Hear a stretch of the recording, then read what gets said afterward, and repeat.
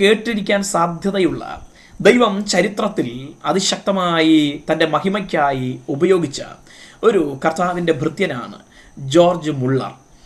നമ്മൾ ഒത്തിരി അദ്ദേഹത്തെക്കുറിച്ച് കേട്ടിരിക്കാൻ സാധ്യതയുണ്ട്. ജോർജ് മുള്ളറുടെ അനുഭവങ്ങൾ പുസ്തക രൂപത്തിൽ നമുക്കിന്ന് ലഭ്യമാണ്. അദ്ദേഹത്തിൻ്റെ വീഡിയോയൊക്കെ വളരെ കുറവാണെന്നാണ് എൻ്റെ ഓർമ്മ. കാരണം അന്ന് ടെക്നോളജി ഒന്നും ഇന്നത്തെ പോലെ സുലഭമല്ല. അതുകൊണ്ട് അന്ന് പരിമിതമായ വീഡിയോകളെ അദ്ദേഹത്തിൻ്റെ ശുശ്രൂഷയുള്ള ബന്ധത്തിൽ നമുക്ക് ലഭ്യമായിട്ടുള്ളൂ. പക്ഷേ ചരിത്രത്തിൽ വിശ്വാസ വീരന്മാരുടെ കൂട്ടത്തിൽ ദൈവസഭയ്ക്ക് വേണ്ടി ദൈവം ഉപയോഗിച്ച അതിശക്തന്മാരുടെ പട്ടികയിൽ അദ്ദേഹത്തിൻ്റെ പേര് സുവർണ ലിപികളിൽ രേഖപ്പെടുത്തിയിട്ടുണ്ട്. അദ്ദേഹത്തിൻ്റെ 2 അനുഭവങ്ങൾ പറഞ്ഞുകൊണ്ട് ഞാൻ വചന ശുശ്രൂഷകളിലേക്ക് പ്രവേശിക്കാം.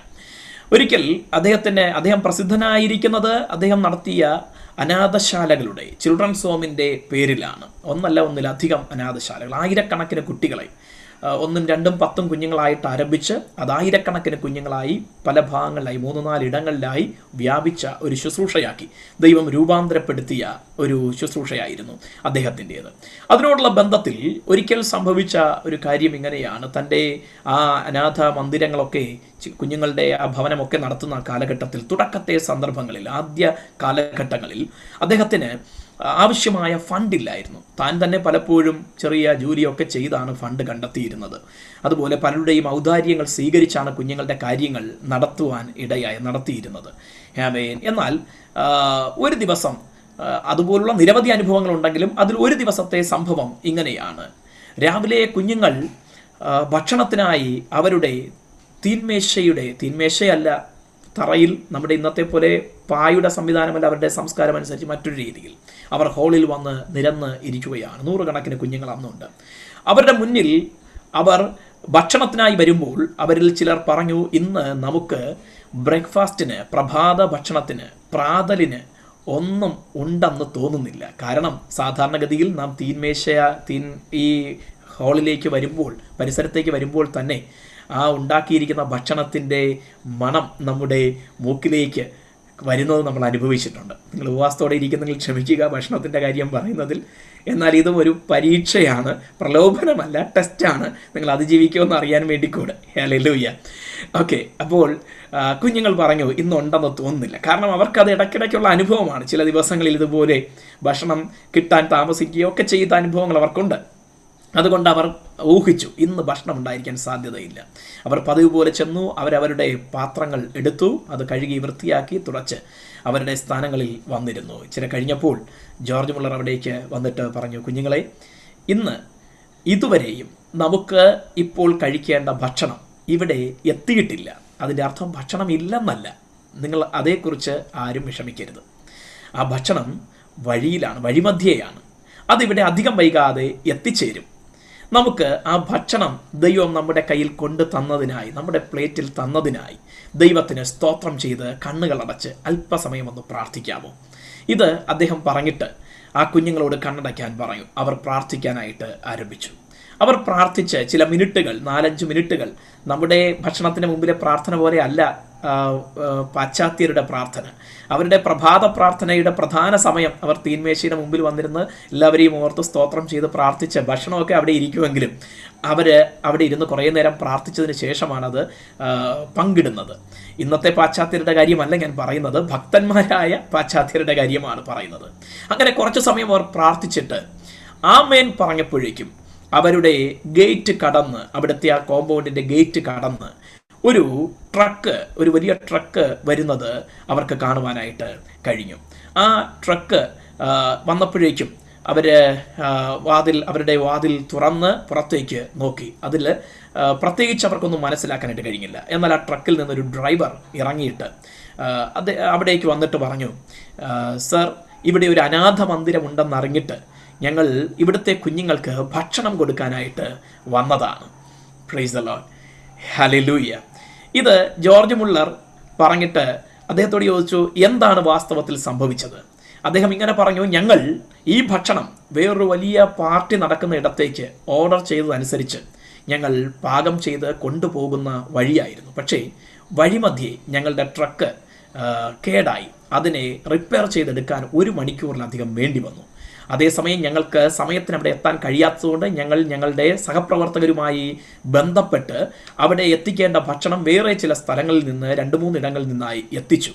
ഇനി ഈ ഭക്ഷണം ഞങ്ങൾ വച്ചിരുന്നാൽ അത് പാഴായി പോകും. അപ്പോഴാണ് ഒരാൾ പറഞ്ഞത്, ഇവിടെ ജോർജ് മുള്ളർ എന്ന ഒരു ദൈവഭക്തനുണ്ട്, അദ്ദേഹത്തിൻ്റെ അടുക്കൽ 100 കണക്കിന് കുഞ്ഞുങ്ങളുണ്ട്, അവർക്ക് ഈ ഭക്ഷണം പ്രയോജനപ്പെടും. Praise the Lord, hallelujah. അന്ന് പുലർച്ചെ ജോർജ് മുള്ളർ തൻ്റെ പ്രാർത്ഥനാ മുറിയിൽ മുഴങ്കാൽ മടക്കി ദൈവത്തോട് പറഞ്ഞു, ദൈവമേ, ഇന്ന് രാവിലെ കുഞ്ഞുങ്ങൾ ആഹാരം കഴിക്കുവാനായി വന്നിരിക്കുമ്പോൾ അവർക്ക് വിളമ്പിക്കൊടുക്കുവാൻ എൻ്റെ പക്കൽ ഒന്നുമില്ല. എന്നാൽ അതിനർത്ഥം നിന്റെ പക്കൽ ഒന്നുമില്ല എന്നല്ല. എത്ര പേർക്ക് പറഞ്ഞതിൻ്റെ അർത്ഥം മനസ്സിലായി? എൻ്റെ പക്കൽ ഒന്നുമില്ല, എന്നാൽ അതിനർത്ഥം എൻ്റെ പിതാവായ അങ്ങയുടെ പക്കൽ ഒന്നുമില്ല എന്നല്ല. സകലത്തെയും നിറയ്ക്കുന്നവനാണ് അങ്ങ്. ആ ദൈവത്തിന് ഞങ്ങളുടെ കുഞ്ഞുങ്ങളുടെ വായും വയറും നിറയ്ക്കുവാനായി കഴിയും എന്ന് ഞാൻ അറിയുന്നു. ദൈവം അത് സമയത്ത് ഇവിടെ എത്തിച്ചിരിക്കിയാൽ ദൈവത്തെ ഞാൻ മഹത്വപ്പെടുത്തുന്നു. ഇത് അദ്ദേഹം പ്രാർത്ഥിച്ച ആ സമയമാണ് ആ ട്രക്ക് കേടായത്. നിങ്ങളാരും തെറ്റിദ്ധരിക്കരുത്. ഒരു ദൈവദാസൻ പ്രാർത്ഥിച്ച് ട്രക്ക് കേടാക്കി എന്ന് ചിന്തിക്കരുത്. മറുവശത്ത് പ്രാർത്ഥിക്കുന്ന ദൈവജനത്തിന് വേണ്ടി ആഹാരം എത്തിക്കുവാനുള്ള മുഖാന്തിരം സർവശക്തനായ ദൈവത്തിന് പല വിധത്തിലുണ്ട്. അതിലൊരു വിധത്തിൽ ദൈവം പ്രവർത്തിച്ചതാണ് നമുക്കവിടെ കാണുവാനായിട്ട് കഴിഞ്ഞത്. ജോർജ് മുള്ളർ കുഞ്ഞുങ്ങളോട് നിങ്ങൾ പാത്രം എടുക്കരുത് എന്ന് പറഞ്ഞില്ല, കൈ കഴുകരുത്, അത് വൃത്തിയാക്കരുത്, ഇവിടെ നിങ്ങൾ വന്നിരിക്കുന്നതിൽ കാര്യമില്ല എന്ന് അദ്ദേഹം പറഞ്ഞില്ല. അദ്ദേഹം പറഞ്ഞത്, ഇപ്പോൾ ഇവിടെ ആഹാരമില്ല, പക്ഷെ അതിനർത്ഥം ആഹാരമില്ലെന്നല്ല, ആഹാരം വന്നുകൊണ്ടിരിക്കുന്നു, അത് സമയമാകുമ്പോൾ ഇവിടെ എത്തും, നിങ്ങൾ പ്രാർത്ഥിക്കാനായിട്ട് തയ്യാറായാൽ മാത്രം മതി. ഇതിന് നമുക്കൊരു പേര് കൊടുക്കാനായിട്ട് കഴിയും. അദ്ദേഹത്തിൽ അന്ന് വെളിപ്പെട്ട ആ ശുശ്രൂഷയ്ക്ക് ഒരു പേര് കൊടുക്കാനായിട്ട് കഴിയും. അതിൻ്റെ പേര് വിശ്വാസം എന്നാണ്. Hallelujah, praise the Lord. ഇതേ ജോർജ് മുള്ളർ ആദ്യത്തെ കുറേ കാലങ്ങൾ തൻ്റെ കുഞ്ഞുങ്ങളുമായിട്ട് സമയം ചെലവഴിച്ചിട്ട് അദ്ദേഹത്തിൻ്റെ വാർദ്ധക്യ സമയത്തേക്ക് കടന്നപ്പോഴാണ് അദ്ദേഹം പുറം ലോകത്തേക്ക് ശുശ്രൂഷകൾക്കായിട്ട് പോയത്. അതിനു മുമ്പ് അദ്ദേഹത്തെ പലയിടത്തേക്കും ക്ഷണിച്ചിട്ടും അദ്ദേഹം പോയിട്ടില്ല. കാരണം അദ്ദേഹത്തിന് തൻ്റെ ഈ ചിൽഡ്രൻസ് ഹോമിനെ കുറിച്ച് ഒരു വ്യക്തമായ ദർശനം ഉണ്ടായിരുന്നു. അതിൻ്റെ അടിസ്ഥാനത്തിൽ അദ്ദേഹം പുറത്തേക്ക് പോയിട്ടില്ല. എന്നാൽ ആ ദർശനത്തിൻ്റെ സമാപ്തിയിലേക്ക് എത്തുന്നെന്ന് മനസ്സിലാക്കിയപ്പോൾ ഇനി താൻ പുറത്തെ ശുശ്രൂഷകൾക്കാണ് ശ്രദ്ധ കേന്ദ്രീകരിക്കേണ്ടത് എന്ന് മനസ്സിലാക്കിയപ്പോഴേക്കും അദ്ദേഹം അതിനുള്ള ക്രമീകരണങ്ങൾ ചെയ്ത് പല ഭാഗത്ത്, ലോകത്തിൻ്റെ പല ഭാഗത്തേക്ക് തനിക്ക് ക്ഷണം ലഭിക്കുന്നതനുസരിച്ച് കടന്നു പോകുമായിരുന്നു. പക്ഷേ ഓരോ യാത്രയ്ക്ക് മുൻപും അദ്ദേഹം ദൈവസന്നിധിയിൽ ഇരുന്ന് പ്രാർത്ഥിക്കും. ഇത് ദൈവഹിതമാണോ, ഞാൻ കടന്നു പോകുന്നത് ദൈവത്തിൻ്റെ പദ്ധതിയാണോ, എങ്കിൽ മാത്രം എന്നെ അയക്കണം എന്ന് അദ്ദേഹം ദൈവസന്നിധിയിൽ ഇരുന്ന് പ്രാർത്ഥിക്കുമായിരുന്നു. അങ്ങനെ ഉറപ്പ് പ്രാപിച്ചതിന് ശേഷം മാത്രമേ അദ്ദേഹം തൻ്റെ വീട്ടിൽ നിന്ന് പുറപ്പെടുകയുള്ളൂ, അതിനുള്ള ക്രമീകരണങ്ങൾ ചെയ്യുകയുള്ളൂ. അങ്ങനെയുള്ള ഒരു സന്ദർഭത്തിൽ അമേരിക്കയിലെ ഒരു പട്ടണത്തിൽ, അദ്ദേഹം യൂറോപ്യനാണ്, ഇംഗ്ലണ്ടിൽ നിന്ന് അദ്ദേഹം അമേരിക്കയിലേക്ക്, അന്ന് വിമാന സഞ്ചാര പദങ്ങളൊക്കെ ഇല്ലാത്ത അല്ലെങ്കിൽ അതിനുള്ള സൗകര്യങ്ങളില്ലാത്ത കാലം, അദ്ദേഹം യൂറോപ്പിൽ നിന്ന് യാത്ര പുറപ്പെട്ട് അമേരിക്കയിലേക്ക് പോകാനായിട്ട് അറ്റ്ലാന്റിക് സമുദ്രത്തിലൂടെ കപ്പൽ കയറി യാത്ര തിരിക്കുവാനിടയായി. എന്നാൽ അറ്റ്ലാന്റിക് സമുദ്രത്തിന് ഒരു പ്രശ്നമുണ്ട്. ശൈത്യകാലത്ത് അപ്രതീക്ഷിതമായി പല ഭാഗത്തു നിന്ന്, കാരണം ഇത് ധ്രുവവുമായിട്ട് നോർത്തേൺ പോളുമായിട്ട് നേരിട്ട് ഇടകലർന്ന് കിടക്കുന്ന സമുദ്രമായതുകൊണ്ട് ഇടയ്ക്ക് അവിടെ നിന്നൊക്കെ വലിയ മഞ്ഞുമലകൾ ഒഴുകി വരും. അങ്ങനെ ഒരു പ്രശ്നം അറ്റ്ലാന്റിക് സമുദ്രത്തിന് ഉണ്ട്. ഇന്ന് അതിനെയൊക്കെ അതിജീവിക്കാനുള്ള സംവിധാനങ്ങൾ ലോകം സാങ്കേതിക വിദ്യകൾ കണ്ടുപിടിച്ചിട്ടുണ്ട്, വഴിമാറ്റം സഞ്ചരിക്കാനൊക്കെ. പഴയ കാലത്ത് അതിനുള്ള സംവിധാനങ്ങളൊന്നുമില്ല. അങ്ങനെ ഇദ്ദേഹം യാത്ര പുറപ്പെട്ട കപ്പൽ മുന്നോട്ട് പോകുമ്പോഴേക്കും അപ്രതീക്ഷിതമായി ഒരു മഞ്ഞുമല ഇവരുടെ മുന്നിൽ, കപ്പലിൻ്റെ മുന്നിൽ വന്ന് ഒഴുകി വന്ന് നിൽക്കുവാൻ ഇടയായി. മുന്നോട്ട് പോകാൻ കഴിയുകയില്ല എന്ന് കപ്പിത്താൻ ഈ കപ്പലിലുള്ളവരോട് അനൗൺസ് ചെയ്തു. ഈ സമയത്ത് ജോർജ് മുള്ളർ അദ്ദേഹത്തിൻ്റെ അടുക്കൽ ചെന്ന് ചോദിച്ചു, എനിക്ക് ഇന്ന ദിവസം അമേരിക്കയിൽ എത്തിച്ചേരാൻ കഴിയും എന്നതിൻ്റെ അടിസ്ഥാനത്തിലാണ് ഞാൻ ഈ കപ്പലിൽ യാത്ര തിരിച്ചത്. ഞാൻ ഈ യാത്ര വൈകിയാൽ പിന്നെ അങ്ങോട്ട് പോയിട്ട് കാര്യമില്ല. കാരണം ഞാൻ അവിടെ ചെല്ലുമ്പോഴേക്കും എൻ്റെ സ്കെഡ്യൂൾഡ് പ്രോഗ്രാം, ഞാൻ അറേഞ്ച് ചെയ്തിരിക്കുന്ന മീറ്റിംഗ്സ് കഴിയും, പിന്നെ ഞാൻ പോകുന്നത് വെറുതെയാകും. അതുകൊണ്ട് ഇപ്പം കപ്പൽ തിരിച്ചുവിടാനും പറ്റത്തില്ലല്ലോ. ഞാൻ പ്രാർത്ഥിച്ചിട്ടാണ് എൻ്റെ വീട്ടിൽ നിന്ന് പുറപ്പെട്ടത്. ഈ യാത്രയിൽ ഉദ്ദേശിച്ച സമയത്ത് തന്നെ, ഉദ്ദേശിച്ച ദിവസം തന്നെ ഈ കപ്പൽ അവിടെ എത്തിച്ചേരും എന്ന് വിശ്വസിച്ചുകൊണ്ടാണ് ഞാൻ യാത്ര പുറപ്പെട്ടത്. അതുകൊണ്ട് നിങ്ങൾക്ക് എന്നോടൊപ്പം പ്രാർത്ഥിക്കാനായിട്ട് മനസ്സുണ്ടോ എന്ന് അദ്ദേഹം ചോദിച്ചു. ഈ മനുഷ്യൻ പറഞ്ഞു, ഈ കപ്പലിൽ ഞാൻ ജോലി തുടങ്ങിയിട്ട് 10-40 വർഷമായി. ഇത്രയും എൻ്റെ ചെറിയ പ്രായത്തിൽ ഇതിൻ്റെ ഒരു ജോലിക്കാരനായിട്ട് ഞാൻ ആരംഭിച്ചതാണ്. അതിനുശേഷം ഞാൻ പടിപടിയായി ഉയർന്ന് വളർന്ന് അസിസ്റ്റൻ്റ് കപ്പിത്താനൊക്കെ ആയിട്ടിരുന്നിട്ട് ഇപ്പോൾ ഞാൻ ഇതിൻ്റെ പ്രധാന നാവികനായി ദീർഘവർഷങ്ങളായി ഞാൻ ഈ ജോലി ചെയ്യുന്നു. ഈ സമുദ്രത്തിൽ എനിക്ക് നല്ല പരിചയമുണ്ട്. ഇതുപോലൊരു സംഭവം നേരിട്ടാൽ എന്താ സംഭവിക്കുക എന്ന് എനിക്കറിയാം. കുറഞ്ഞത് 7-8 ദിവസമെങ്കിലും നമുക്കിവിടെ നിന്ന് 1 ഇഞ്ച് മുന്നോട്ട് പോകാൻ കഴിയാതെ ഇവിടെ തന്നെ നങ്കൂരമിട്ട് കാത്തിരിക്കേണ്ടി വരും എന്ന് അദ്ദേഹം പറയുവാനിടയായി. ജോർജ് മുള്ളർ പറഞ്ഞു, ഇതൊക്കെ നിങ്ങളുടെ അനുഭവങ്ങളാണ്.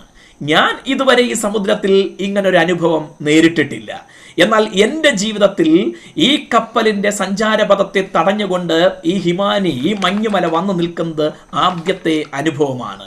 അതുകൊണ്ട് തന്നെ ഈ സമുദ്രമധ്യത്തിൽ നിങ്ങൾക്കും ആദ്യമായി ഇതുവരെ കാണാത്ത ഒരു അനുഭവം സമ്മാനിക്കുവാൻ ദൈവം ആഗ്രഹിക്കുന്നു. ഹല്ലേലൂയ, ആമേൻ. ഒരുപാട് പേർക്ക് അവരുടേതായ അനുഭവത്തിൽ നിന്ന് പ്രതിസന്ധികളുടെ, വെല്ലുവിളികളുടെ, നിരാശകളുടെ, കഴിയാത്തതിൻ്റെ ഒരുപാട് കാര്യങ്ങൾ പറയാനായിട്ടുണ്ടായിരിക്കും. എന്നാൽ അവരുടെ അനുഭവങ്ങളുടെ എല്ലാം, പഴയകാല നിരാശയുടെ അനുഭവങ്ങളെ എല്ലാം തിരുത്തുന്ന ഒരു പുതിയ അനുഭവം നൽകുവാൻ പ്രാർത്ഥിക്കുന്നൊരു ദൈവവൈതലിലൂടെ ദൈവത്തിന് സാധിക്കും. ഈ സായാഹ്നം, ഈ പ്രാർത്ഥനയുടെ, ഉപവാസ പ്രാർത്ഥനയുടെ ഒടുവിലത്തെ വാരത്തിലേക്ക് പ്രവേശിച്ചിരിക്കുമ്പോൾ നമ്മുടെ ഹൃദയത്തിൻ്റെ ആഴത്തിൽ ഈ വിശ്വാസം ഒന്നുകൂടെ ശക്തമായി ഉറച്ച് പറയുവാനായിട്ട് കഴിയട്ടെ. ഇതുവരെ കാണാത്ത, ഇതുവരെ ഉണ്ടായതിൽ നിന്ന് വ്യത്യസ്തമായ അനുഭവം തരാൻ കഴിയുന്ന ഒരു ദൈവത്തോടാണ് ഞാൻ പ്രാർത്ഥിക്കുന്നത്. ലോകം ഇന്ന് വരെ കണ്ടിട്ടില്ലാത്ത, അല്ലെങ്കിൽ ഇതുവരെ അനുഭവിച്ചിട്ടില്ലാത്ത, ലോകമാസകലം പടർന്നു പിടിച്ചിരിക്കുന്ന ഈ COVID-19 എന്ന വൈറസിന്റെ വ്യത്യസ്തമായ അനുഭവത്തിന്റെ നടുവിൽ ലോകം ഇതുവരെ കാണാത്തൊരു പുത്തൻ അനുഭവം കുടുംബങ്ങൾക്ക്, ദേശങ്ങൾക്ക് നൽകുവാൻ പ്രാർത്ഥിക്കുന്ന എന്നിലൂടെ, പ്രാർത്ഥിക്കുന്ന എൻ്റെ അഭിഷിക്ത ദൈവദാസന്മാരിലൂടെ, പ്രാർത്ഥിക്കുന്ന എൻ്റെ സഭയിലൂടെ ദൈവം ചെയ്യുമെന്ന് ഞാൻ ഉറച്ചു വിശ്വസിക്കുന്നു എന്ന് ഈ രാത്രി നമുക്ക് ഉറപ്പായി ദൈവത്തിൽ ആശ്രയിക്കാം. ഹല്ലേലൂയ. കപ്പിത്താന്റെ കൈപിടിച്ച് ജോർജ് മുള്ളർ ആ കപ്പലിന്റെ മുകളിലത്തെ തട്ടിലേക്ക്, തുറന്ന മുകളിലത്തെ തട്ടിലേക്ക് ചെന്നിട്ട് തൻ്റെ മുന്നിൽ കപ്പലിനേക്കാൾ ഉയരത്തിൽ ഉയർന്നു നിൽക്കുന്ന ആ വൻ ഹിമാനിയെ ഒന്ന് നോക്കിയിട്ട് കപ്പിത്താന്റെ കരം കോർത്ത് പിടിച്ചിട്ട് പറഞ്ഞു, നിങ്ങൾ ദൈവത്തിൽ വിശ്വസിക്കുന്ന ആളാണ് എന്ന് ഞാൻ കരുതുന്നു. എനിക്കൊപ്പം ഒന്ന് മുട്ടുമടക്കാൻ തയ്യാറാണോ? അദ്ദേഹം മുഴങ്കാൽ മടക്കി. അവിശ്വാസത്തോടെയാണെങ്കിലും മുള്ളറിനോടൊപ്പം ആ കപ്പിത്താൻ മുട്ടുമടക്കി. എന്നാൽ തികഞ്ഞ വിശ്വാസമുള്ള മുള്ളർ അവിടെ ഇരുന്നു കൊണ്ട് ചില മിനിറ്റുകൾ ദൈവത്തെ സ്തുതിച്ചു, ആരാധിച്ചു, ദൈവത്തെ മഹത്വപ്പെടുത്തി. അല്പസമയം ദൈവത്തിന് പുകഴ്ച കരേറ്റിയിട്ട് അദ്ദേഹം ഇങ്ങനെ പ്രാർത്ഥിച്ചു, ദൈവമേ, അങ്ങയോട് ആലോചന ചോദിച്ച് അങ്ങ് പറഞ്ഞതിൻ്റെ അടിസ്ഥാനത്തിൽ ഞാൻ എൻ്റെ ഭവനത്തിൽ നിന്ന് യാത്ര പുറപ്പെട്ടു. വഴിമധ്യേ ഇങ്ങനെ ഒരു തടസ്സമുണ്ടെന്ന് മുൻകൂട്ടി അങ്ങ് എന്നെ അറിയിച്ചിട്ടില്ല. അതുകൊണ്ട് തന്നെ ഇത് അങ്ങയുടെ എൻ്റെ റൂട്ടിലെ പദ്ധതി പ്രകാരമുള്ളതാണ് എന്ന് ഞാൻ കരുതുന്നില്ല. എൻ്റെ യാത്രയെ തടയുവാൻ ഒരു വൻ ഹിമാനിക്കും സാധ്യമല്ല. മഞ്ഞും മലകളെ ഉരുക്കി മാറ്റാൻ കഴിയുന്ന പ്രപഞ്ചത്തിൻ്റെ സൂര്യനായ അങ്ങയോട് ഞാനിപ്പോൾ പ്രാർത്ഥിക്കുന്നു. ഈ മഞ്ഞുമലയെ ഇപ്പോൾ നിശേഷം നീക്കം ചെയ്യണമേ. അങ്ങയുടെ നാമത്തിൽ അതിനോട് ഉരുകി മാറുവാൻ ഞാൻ കൽപ്പിക്കുന്നു എന്ന് അദ്ദേഹം പ്രഖ്യാപിച്ചതിന് ശേഷം യേശുക്രിസ്തുവിൻ നാമത്തിൽ ആമേൻ എന്ന് പറഞ്ഞിട്ട് അദ്ദേഹം ചാടി എഴുന്നേൽക്കാൻ തുടങ്ങിയപ്പോഴേക്കും കപ്പിത്താൻ പറഞ്ഞു, ഞാനും ഒന്ന് പ്രാർത്ഥിക്കട്ടെ. എനിക്ക് തോന്നുന്നു മുള്ളറിന്റെ പ്രാർത്ഥന കേട്ടപ്പോൾ കപ്പിത്താനും ഒരു വിശ്വാസം ഉണ്ടായിട്ടായിരിക്കാം. പക്ഷേ മുള്ളർ പറഞ്ഞു, ഇനി നിങ്ങൾ ആവർത്തിക്കേണ്ട ആവശ്യമില്ല. എൻ്റെ പ്രാർത്ഥന നാം ഒരുമിച്ച് കൈകോർത്ത് പ്രാർത്ഥിച്ചപ്പോൾ ആ പ്രാർത്ഥന ദൈവം കേട്ട് കഴിഞ്ഞു. മഞ്ഞുമല മാറിക്കഴിഞ്ഞു. നിങ്ങൾ കപ്പൽ ധൈര്യമായിട്ട് മുന്നോട്ട് എടുത്തുകൊള്ളൂ. അത്ഭുതവാനായി കടലിലേക്ക്, കപ്പലിന്റെ മുൻപിലേക്ക് കണ്ണോടിച്ച കപ്പിത്താന് തൻ്റെ കണ്ണുകളെ വിശ്വസിക്കാനായിട്ട് കഴിഞ്ഞില്ല. തെളിഞ്ഞ ഓളപ്പരപ്പ് അദ്ദേഹത്തിന്റെ കൺമുൻപിൽ കണ്ടപ്പോൾ ആ അറ്റ്ലാന്റിക് സമുദ്രത്തിന്റെ ഓളങ്ങളെ തഴുകിക്കൊണ്ട് ആ കപ്പൽ മുന്നോട്ട് പായിച്ച് ദൈവത്തെ സ്തുതിച്ച് നിശ്ചയിച്ച സമയത്ത് തന്നെ അവർ അമേരിക്കയുടെ വൻകര തീരത്ത് അണയുവാനിടയായി തീർന്നു. ഞാൻ ഓർപ്പിക്കട്ടെ, ഇവിടെയും വിശ്വാസം എന്ന കൃപ, വിശ്വാസം എന്ന കൃപാവരം ജോർജ് മുള്ളറിലൂടെ ദൈവം വെളിപ്പെടുത്തിയത് നാം കാണുകയാണ്. ഹല്ലേലൂയ, സ്തോത്രം. ഇന്നും നാളെയുമായി നിങ്ങളോട് പങ്കുവയ്ക്കുവാൻ ബഹുമാന്യ ദൈവദാസൻ പരിശുദ്ധാത്മാവ് തനിക്ക് നൽകിയ നിയോഗപ്രകാരം എന്നോട് സംസാരിച്ച് പറഞ്ഞ ആലോചന വിശ്വാസം എന്ന വിഷയത്തെക്കുറിച്ച് നിങ്ങളോട് പങ്കിടണം എന്നുള്ളതാണ്.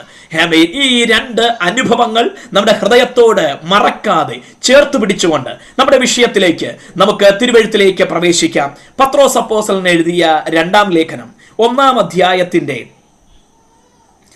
3-ാമത്തെ വാക്യം നമുക്ക് ഒന്ന് വായിക്കാം. ക്ഷമിക്കണം, 4-ാമത്തെ വാക്യം. 2 പത്രോസ് 1-ന്റെ 4-ാമത്തെ വാക്യം.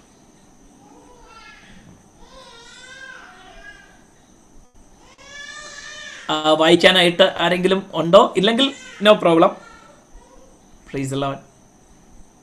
ഞാൻ വായിക്കാം. ഹല്ലേലൂയ. ശ്രദ്ധിച്ചാട്ടെ. അവയാൽ അവൻ നമുക്ക് വിലയേറിയതും അതിമഹത്വമായ വാഗ്ദത്തങ്ങളും നൽകിയിരിക്കുന്നു. ഒന്നുകൂടെ ഞാൻ ആവർത്തിക്കുന്നു. അവയാൽ അവൻ നമുക്ക് വിലയേറിയതും അതിമഹത്വമായ വാഗ്ദത്തങ്ങളും നൽകിയിരിക്കുന്നു. Price the Lord. ദൈവം വാഗ്ദത്തങ്ങൾ നൽകിയിരിക്കുന്നു. വാഗ്ദത്തങ്ങൾ നൽകിയിരിക്കുന്നു. പ്രോമിസസ്, വാഗ്ദത്തങ്ങൾ നൽകിയിരിക്കുന്നു. വാഗ്ദത്തങ്ങൾ ദൈവത്തിൻ്റെ വചനമാണ്.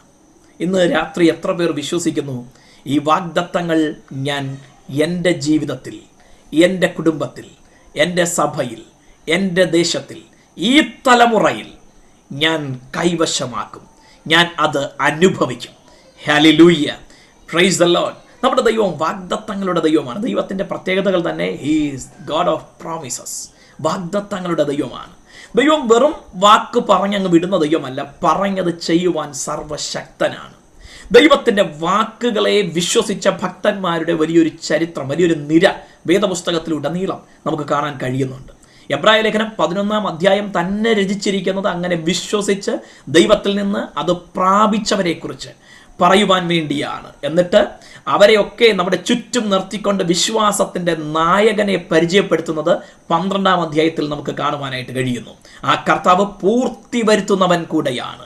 വിശ്വാസത്തിൻ്റെ നായകൻ മാത്രമല്ല, അരുളി ചെയ്ത വാഗ്ദത്തങ്ങൾ തന്നിൽ വിശ്വസിക്കുന്നവർക്ക് വേണ്ടി പൂർത്തീകരിക്കുന്ന കർത്താവ് കൂടെയാണ്. ഇനി അതേ പുസ്തകം, അതേ അധ്യായം 1-ാമത്തെ വാക്യം നമുക്ക് ഒന്ന് ശ്രദ്ധിക്കാം. 1-ാമത്തെ വാക്യം. യേശുക്രിസ്തുവിൻ്റെ ദാസനും അപ്പോസ്തലനുമായ ശിമോൻ പത്രോസ്, നമ്മുടെ ദൈവത്തിൻ്റെയും രക്ഷിതാവായ യേശുക്രിസ്തുവിൻ്റെയും നീതിയാൽ ഞങ്ങൾക്ക് ലഭിച്ചതുപോലെ അതേ വിലയേറിയ വിശ്വാസം ലഭിച്ചവർക്ക് എഴുതുന്നത്. ബൈബിളിൽ വരയ്ക്കുന്ന ശീലം ഉള്ളവർ ഉണ്ടെങ്കിൽ, എനിക്ക് ആ ശീലം ഇല്ല, അതുകൊണ്ടാണ് ഞാൻ അങ്ങനെ പറഞ്ഞത്. ഞാൻ എൻ്റെ ബൈബിളിൽ വരയ്ക്കാറില്ല. അതിന് പല കാരണങ്ങളുണ്ട്. ബൈബിളിൽ വരയ്ക്കുന്നത് പാപം ആണ് എന്നൊന്നുമല്ല ഉദ്ദേശിക്കുന്നത്. ഞാൻ വരയ്ക്കാതെ കഴിവിൻ്റെ പരമാവധി ബൈബിളുമായിട്ട് ഫെമിലിയർ ആകാൻ, അടുത്തിടപഴകാൻ ശ്രമിക്കുന്നത് കൊണ്ട് വരയ്ക്കുന്നില്ലെന്നേ ഉള്ളൂ. അതുകൊണ്ട് വരയ്ക്കുന്ന ശീലമുള്ളവരുണ്ടെങ്കിൽ ആ ഭാഗം നിങ്ങളൊന്ന് വരയ്ക്കുന്നത് നല്ലതാണ്. നമ്മുടെ വിഷയം അവിടെയാണ് കിടക്കുന്നത്. വിലയേറിയ വിശ്വാസം ലഭിച്ചവർ, വിലയേറിയ വിശ്വാസം ലഭിച്ചവർ. ഇനി ഞാൻ പറഞ്ഞതുപോലെ ബൈബിളിൽ വരയ്ക്കാത്തവരാണെങ്കിൽ വിഷമിക്കേണ്ട. നിങ്ങൾ മനസ്സിൻ്റെ, ഹൃദയത്തിൻ്റെ അകത്ത് ഈ തിരുവെഴുത്തിനെ അങ്ങോട്ട് ആഴമായി പതിപ്പിച്ച് വെച്ചാൽ മതി.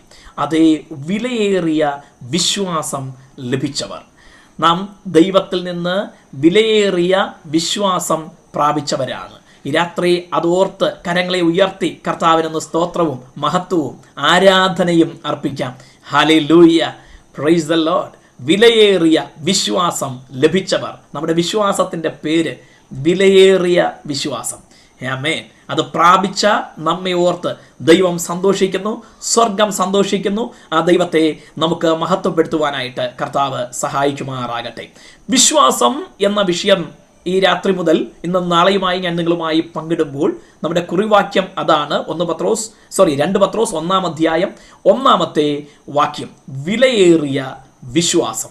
ഫോൺ ഉപയോഗിക്കുന്നവരാണെങ്കിൽ നിങ്ങൾക്ക് സ്ക്രീനിലെ ഏറ്റവും ലെഫ്റ്റ് സൈഡിലേക്ക് നിങ്ങൾ സ്ലൈഡ് ചെയ്ത് കഴിഞ്ഞാൽ ഏറ്റവും ലെഫ്റ്റ് സൈഡിൽ ഈ ഡിസ്പ്ലേയിൽ കാണുന്ന പ്രസൻറ്റേഷൻ നിങ്ങൾക്ക് കാണാനായിട്ട് കഴിയും. സ്ലൈഡ് ചെയ്താൽ, അല്ല ലാപ്ടോപ്പോ അല്ലെങ്കിൽ കമ്പ്യൂട്ടറോ ആണെങ്കിൽ ആ ബുദ്ധിമുട്ടില്ല, നിങ്ങൾക്ക് അത് കാണാനായിട്ട് ബുദ്ധിമുട്ടുണ്ടാകത്തില്ല. ഇല്ലെങ്കിൽ ഏറ്റവും ലെഫ്റ്റ് സൈഡിലേക്ക് നിങ്ങൾ അത് സ്വൈപ്പ് ചെയ്ത് കഴിഞ്ഞാൽ ഏറ്റവും ലെഫ്റ്റ് സൈഡിൽ അത് കാണുവാനായിട്ട് കഴിയും. വിലയേറിയ വിശ്വാസം. നമ്മുടെ വിഷയം കുറിച്ചിടുന്നവർ അങ്ങനെ തന്നെ കുറിച്ചിടുക. വിലയേറിയ വിശ്വാസം.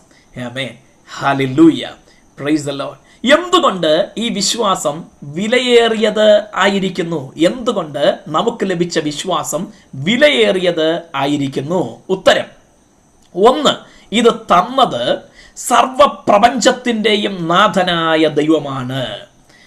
സർവപ്രപഞ്ചത്തിൻ്റെയും നാഥനായ ദൈവം തന്നതാകിയാൽ ഈ വിശ്വാസം നമുക്ക് മറ്റൊന്നിനോടും താരതമ്യപ്പെടുത്താൻ കഴിയത്തില്ല. അതിനേക്കാൾ വലുതാണ്. ഉള്ളിൽ പകരപ്പെട്ടിരിക്കുന്ന വിശ്വാസത്തെ ആത്മീയ കണ്ണുകൾ കൊണ്ടൊന്ന് നോക്കിയിട്ട്, ഒന്ന് ഹൃദയം കൊണ്ട് അനുഭവിച്ചിട്ട് ഏറ്റുപറഞ്ഞാട്ടെ, എൻ്റെ അകത്ത് ദൈവം തന്നിരിക്കുന്ന വിശ്വാസം സർവപ്രപഞ്ചത്തെയും ഉളവാക്കിയ ദൈവമാണ് തന്നിരിക്കുന്നത് എന്നതുകൊണ്ട് അത് വിലയേറിയതാണ്. ഹല്ലേലൂയ. രണ്ടാമതായി, എന്തുകൊണ്ട് ഈ വിശ്വാസം വിലയേറിയതായിരിക്കുന്നു? 1, ദൈവം തന്നതുകൊണ്ട് ഇത് വിലയേറിയതാണ്. 2, മറ്റാർക്കും തരാൻ പറ്റാത്തത് കൊണ്ട് ഇത് വിലയേറിയതാണ്. ഞാൻ പറഞ്ഞതിൻ്റെ അർത്ഥം എത്ര പേർക്ക് ഗ്രഹിക്കാൻ കഴിയും? ബിസിനസ് ചെയ്യുന്നവരുണ്ടെങ്കിൽ പെട്ടെന്ന് മനസ്സിലാകും പറഞ്ഞതിൻ്റെ അർത്ഥം. എപ്പോഴാ ഒരു സാധനത്തിൻ്റെ വില കൂടുന്നത്? ഈ അടുത്ത സമയം വരെ നമ്മുടെ നാട്ടിൽ സവോളയ്ക്ക് 5 കിലോ 7 കിലോ 100 രൂപയ്ക്കൊക്കെ കിട്ടുമായിരുന്നു. പക്ഷേ ഇപ്പോൾ 1 കിലോയ്ക്ക് ഏകദേശം 100 രൂപയായെന്നാണ് അറിയുന്നത്. കഴിഞ്ഞ ദിവസം ഞാൻ 75 രൂപയ്ക്ക് 1 കിലോ സവോള മേടിച്ചു. സ്കാർസിറ്റി എവിടെ ഉണ്ടാകുന്നോ, ദൗർലഭ്യം എവിടെ ഉണ്ടാകുന്നോ അവിടെയാണ് വില വർദ്ധിക്കുന്നത്. ധാരാളിത്തം എവിടെ ഉണ്ടാകുന്നോ അവിടെയാണ് വില കുറയുന്നത്. എവിടെയാണോ ധാരാളിത്തം ഉണ്ടാകുന്നത് അവിടെ വില കുറയുന്നു. എവിടെയാണോ ദൗർലഭ്യം ഉണ്ടാകുന്നത് അവിടെ വില കൂടുന്നു. എന്തുകൊണ്ട് നമുക്ക് ഈ വിശ്വാസം വിലയേറിയത് എന്ന് പത്രോസ് അപ്പോസ്തലൻ എഴുതിയിരിക്കുന്നു? ഉത്തരം, രണ്ടാമത്തെ ഉത്തരം: 1, ദൈവം തന്നു എന്നതുകൊണ്ട്. 2, ഒരു മനുഷ്യർക്കും തരാൻ കഴിയാത്തത് കൊണ്ട്, ലോകത്തിൽ മറ്റൊരാൾക്കും തരാൻ കഴിയാത്തത് കൊണ്ട് ഈ വിശ്വാസം വിലയേറിയ വിശ്വാസമാണ്. ലോകത്തിൽ മറ്റൊരിടത്തും ഇത് കണ്ടെത്താൻ പറ്റത്തില്ല. Hallelujah, praise the Lord. അതുകൊണ്ട് ഇത് വിലയേറിയ വിശ്വാസമാണ്. ആമേൻ. ഇനി മൂന്നാമത്, അതുകൂടെ പറഞ്ഞ് ഞാൻ അടുത്ത ഭാഗത്തേക്ക് കടക്കാം. മൂന്നാമത്, എന്തുകൊണ്ട് ഈ വിശ്വാസം വിലയേറിയതായിരിക്കുന്നു? ഉത്തരം: ഇത് വിലമതിക്കാനാകാത്തതാണ്. വിലമതിക്കാനാകാത്തതാണ് ഈ വിശ്വാസം. ഹല്ലേലൂയ. അതിന്റെ അർത്ഥം ഞാൻ ഒന്നുകൂടെ വ്യക്തമാക്കി പറയാം. വിലമതിക്കാത്തത്, വിലമതിക്കാനാകാത്തത് എന്നതിന്റെ അർത്ഥം വിലയില്ലാത്തത് കൊണ്ടല്ല വിലമതിക്കാനാകാത്തത്. ഹല്ലേലൂയ. ലോകത്തിലെ ഏറ്റവും വില കൂടിയ രത്നം കോഹിന്നൂർ രത്നം എന്നാണ് ഞാൻ കേട്ടിരിക്കുന്നത്. വ്യത്യാസമായിട്ട് എന്തെങ്കിലും ഉണ്ടെങ്കിൽ എനിക്ക് മെസ്സേജ് ചെയ്താൽ സന്തോഷമായി. എനിക്കും ഒരു പുതിയ അറിവ്. കോഹിന്നൂർ രത്നം അതൊരിക്കൽ ഇന്ത്യയിലായിരുന്നു. പക്ഷെ ഇപ്പോഴത് ഇംഗ്ലണ്ടിൻ്റെ കൈവശമാണ്. അതിൻ്റെ വില ഇന്ന് ഏകദേശം ഇത്രയാണെന്ന് കണക്ക് കൂട്ടിയിട്ടുണ്ട്. അതിന് ഇത്ര വിലയുണ്ടെന്ന് കണക്ക് കൂട്ടിയിട്ടുണ്ട്. എങ്കിലും അതിനെ വിലമതിക്കാനാകാത്ത രത്നമായി. ഇനി അതിൻ്റെ ആ വില അത്രയും കൊടുക്കാമെന്ന് ഇംഗ്ലണ്ടിനോട് പറഞ്ഞു നോക്കിയേ, ബ്രിട്ടനോട് പറഞ്ഞു നോക്കിയേ. ഞാനൊരു കാര്യം ചെയ്യാം, ആ വില നിങ്ങൾ ഈ കണക്ക് കൂട്ടിയിരിക്കുന്ന ആ വിലയുണ്ടല്ലോ, അതിന് ഇത്രയും വിലയുണ്ടെന്ന്, ആ വിലയും പോട്ടെ അതിൻ്റെ ഇരട്ടി അങ്ങ് തന്നേക്കാം, അതിങ്ങ് തരാവോ എന്ന് ചോദിച്ചാൽ അവർ ഇരട്ടിയൊന്നും വേണ്ട, അതിൽ നിന്ന് 1 രൂപ കുറച്ച് നിങ്ങൾ എടുത്തോ എന്ന് പറഞ്ഞ് തരത്തില്ല. കാരണം അത് മറ്റ് ഒരിടത്തും അതുപോലൊന്ന് ഇനി ഉണ്ടാകത്തില്ല. അതുകൊണ്ട് ഈ വിലയൊക്കെ കണക്ക് കൂട്ടിയിട്ടുണ്ടെന്ന് പറഞ്ഞാൽ പോലും അതിന് തുല്യം മറ്റൊന്നില്ല. അതുകൊണ്ട് അത് വിലമതിക്കാനാകാത്തതാണ്.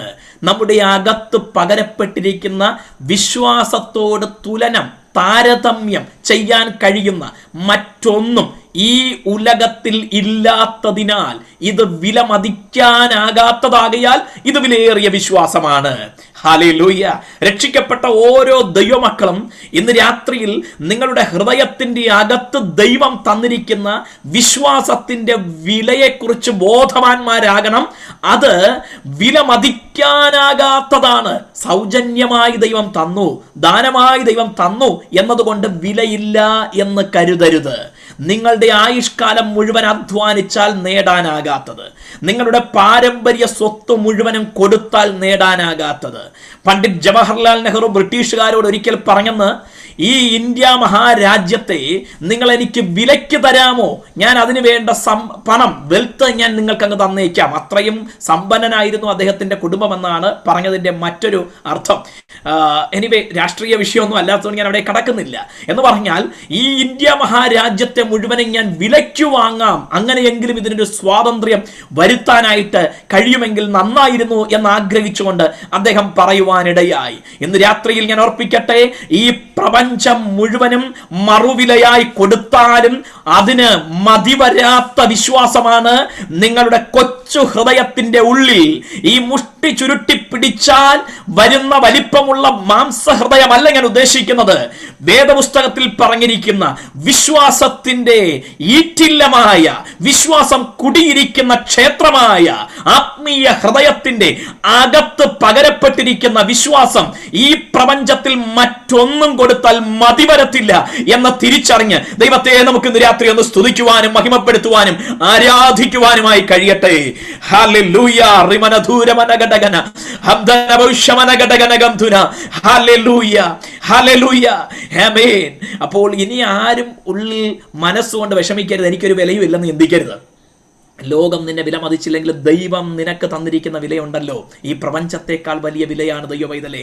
അതുകൊണ്ടാണ് നിന്റെ അകത്ത് പ്രപഞ്ചത്തെക്കാൾ വിലയേറിയ വിശ്വാസം കർത്താവ് നൽകിയിരിക്കുന്നത്. അടുത്ത ഭാഗങ്ങളിലേക്ക് കടക്കുമ്പോൾ അതിൻ്റെ കുറച്ചുകൂടെ പ്രാധാന്യം നമുക്ക് മനസ്സിലാക്കാനായിട്ട് കഴിയും. അപ്പോൾ വിശ്വാസം എന്തുകൊണ്ട് വിലയേറിയതായിരിക്കുന്നു എന്നതിൻ്റെ 3 കാരണങ്ങൾ ഞാൻ പറയുവാൻ ഇടയായി. അടുത്ത ഭാഗത്തേക്ക് ഈ വിഷയത്തിന് ഒരു 7 അധ്യായങ്ങളാണ് ഞാൻ പാകപ്പെടുത്തിയിരിക്കുന്നത്, ദൈവം എൻ്റെ ഹൃദയത്തിൽ പ്രകാശിപ്പിച്ചിരിക്കുന്നത്. അത് പരമാവധി ഞാൻ ഇന്നും നാളെയുമായിട്ട് നിങ്ങളോട് ഷെയർ ചെയ്യാൻ ആഗ്രഹിക്കുന്നു. എങ്കിലും ദൈവാത്മാവ് എങ്ങനെയാണോ, എത്രത്തോളമാണോ നമ്മുടെ പരിശുദ്ധാത്മാവിന്റെ നിയന്ത്രണത്തിന് ഞാൻ അതെല്ലാം പൂർണ്ണമായും വിട്ടുകൊടുക്കുകയാണ്. കർത്താവിൻ ദാസൻ എനിക്ക് ധാരാളം സമയം തന്നിട്ടുണ്ട്. സാധാരണഗതിയിൽ ഒരു ഇതുപോലുള്ള വെർച്വൽ പ്ലാറ്റ്ഫോമിൽ കിട്ടുന്നതിനേക്കാൾ കൂടുതൽ സമയം ദൈവദാസൻ തന്നിട്ടുണ്ട്. അതുകൊണ്ട് സമയത്തിന്റെ അപര്യാപ്തതയില്ല.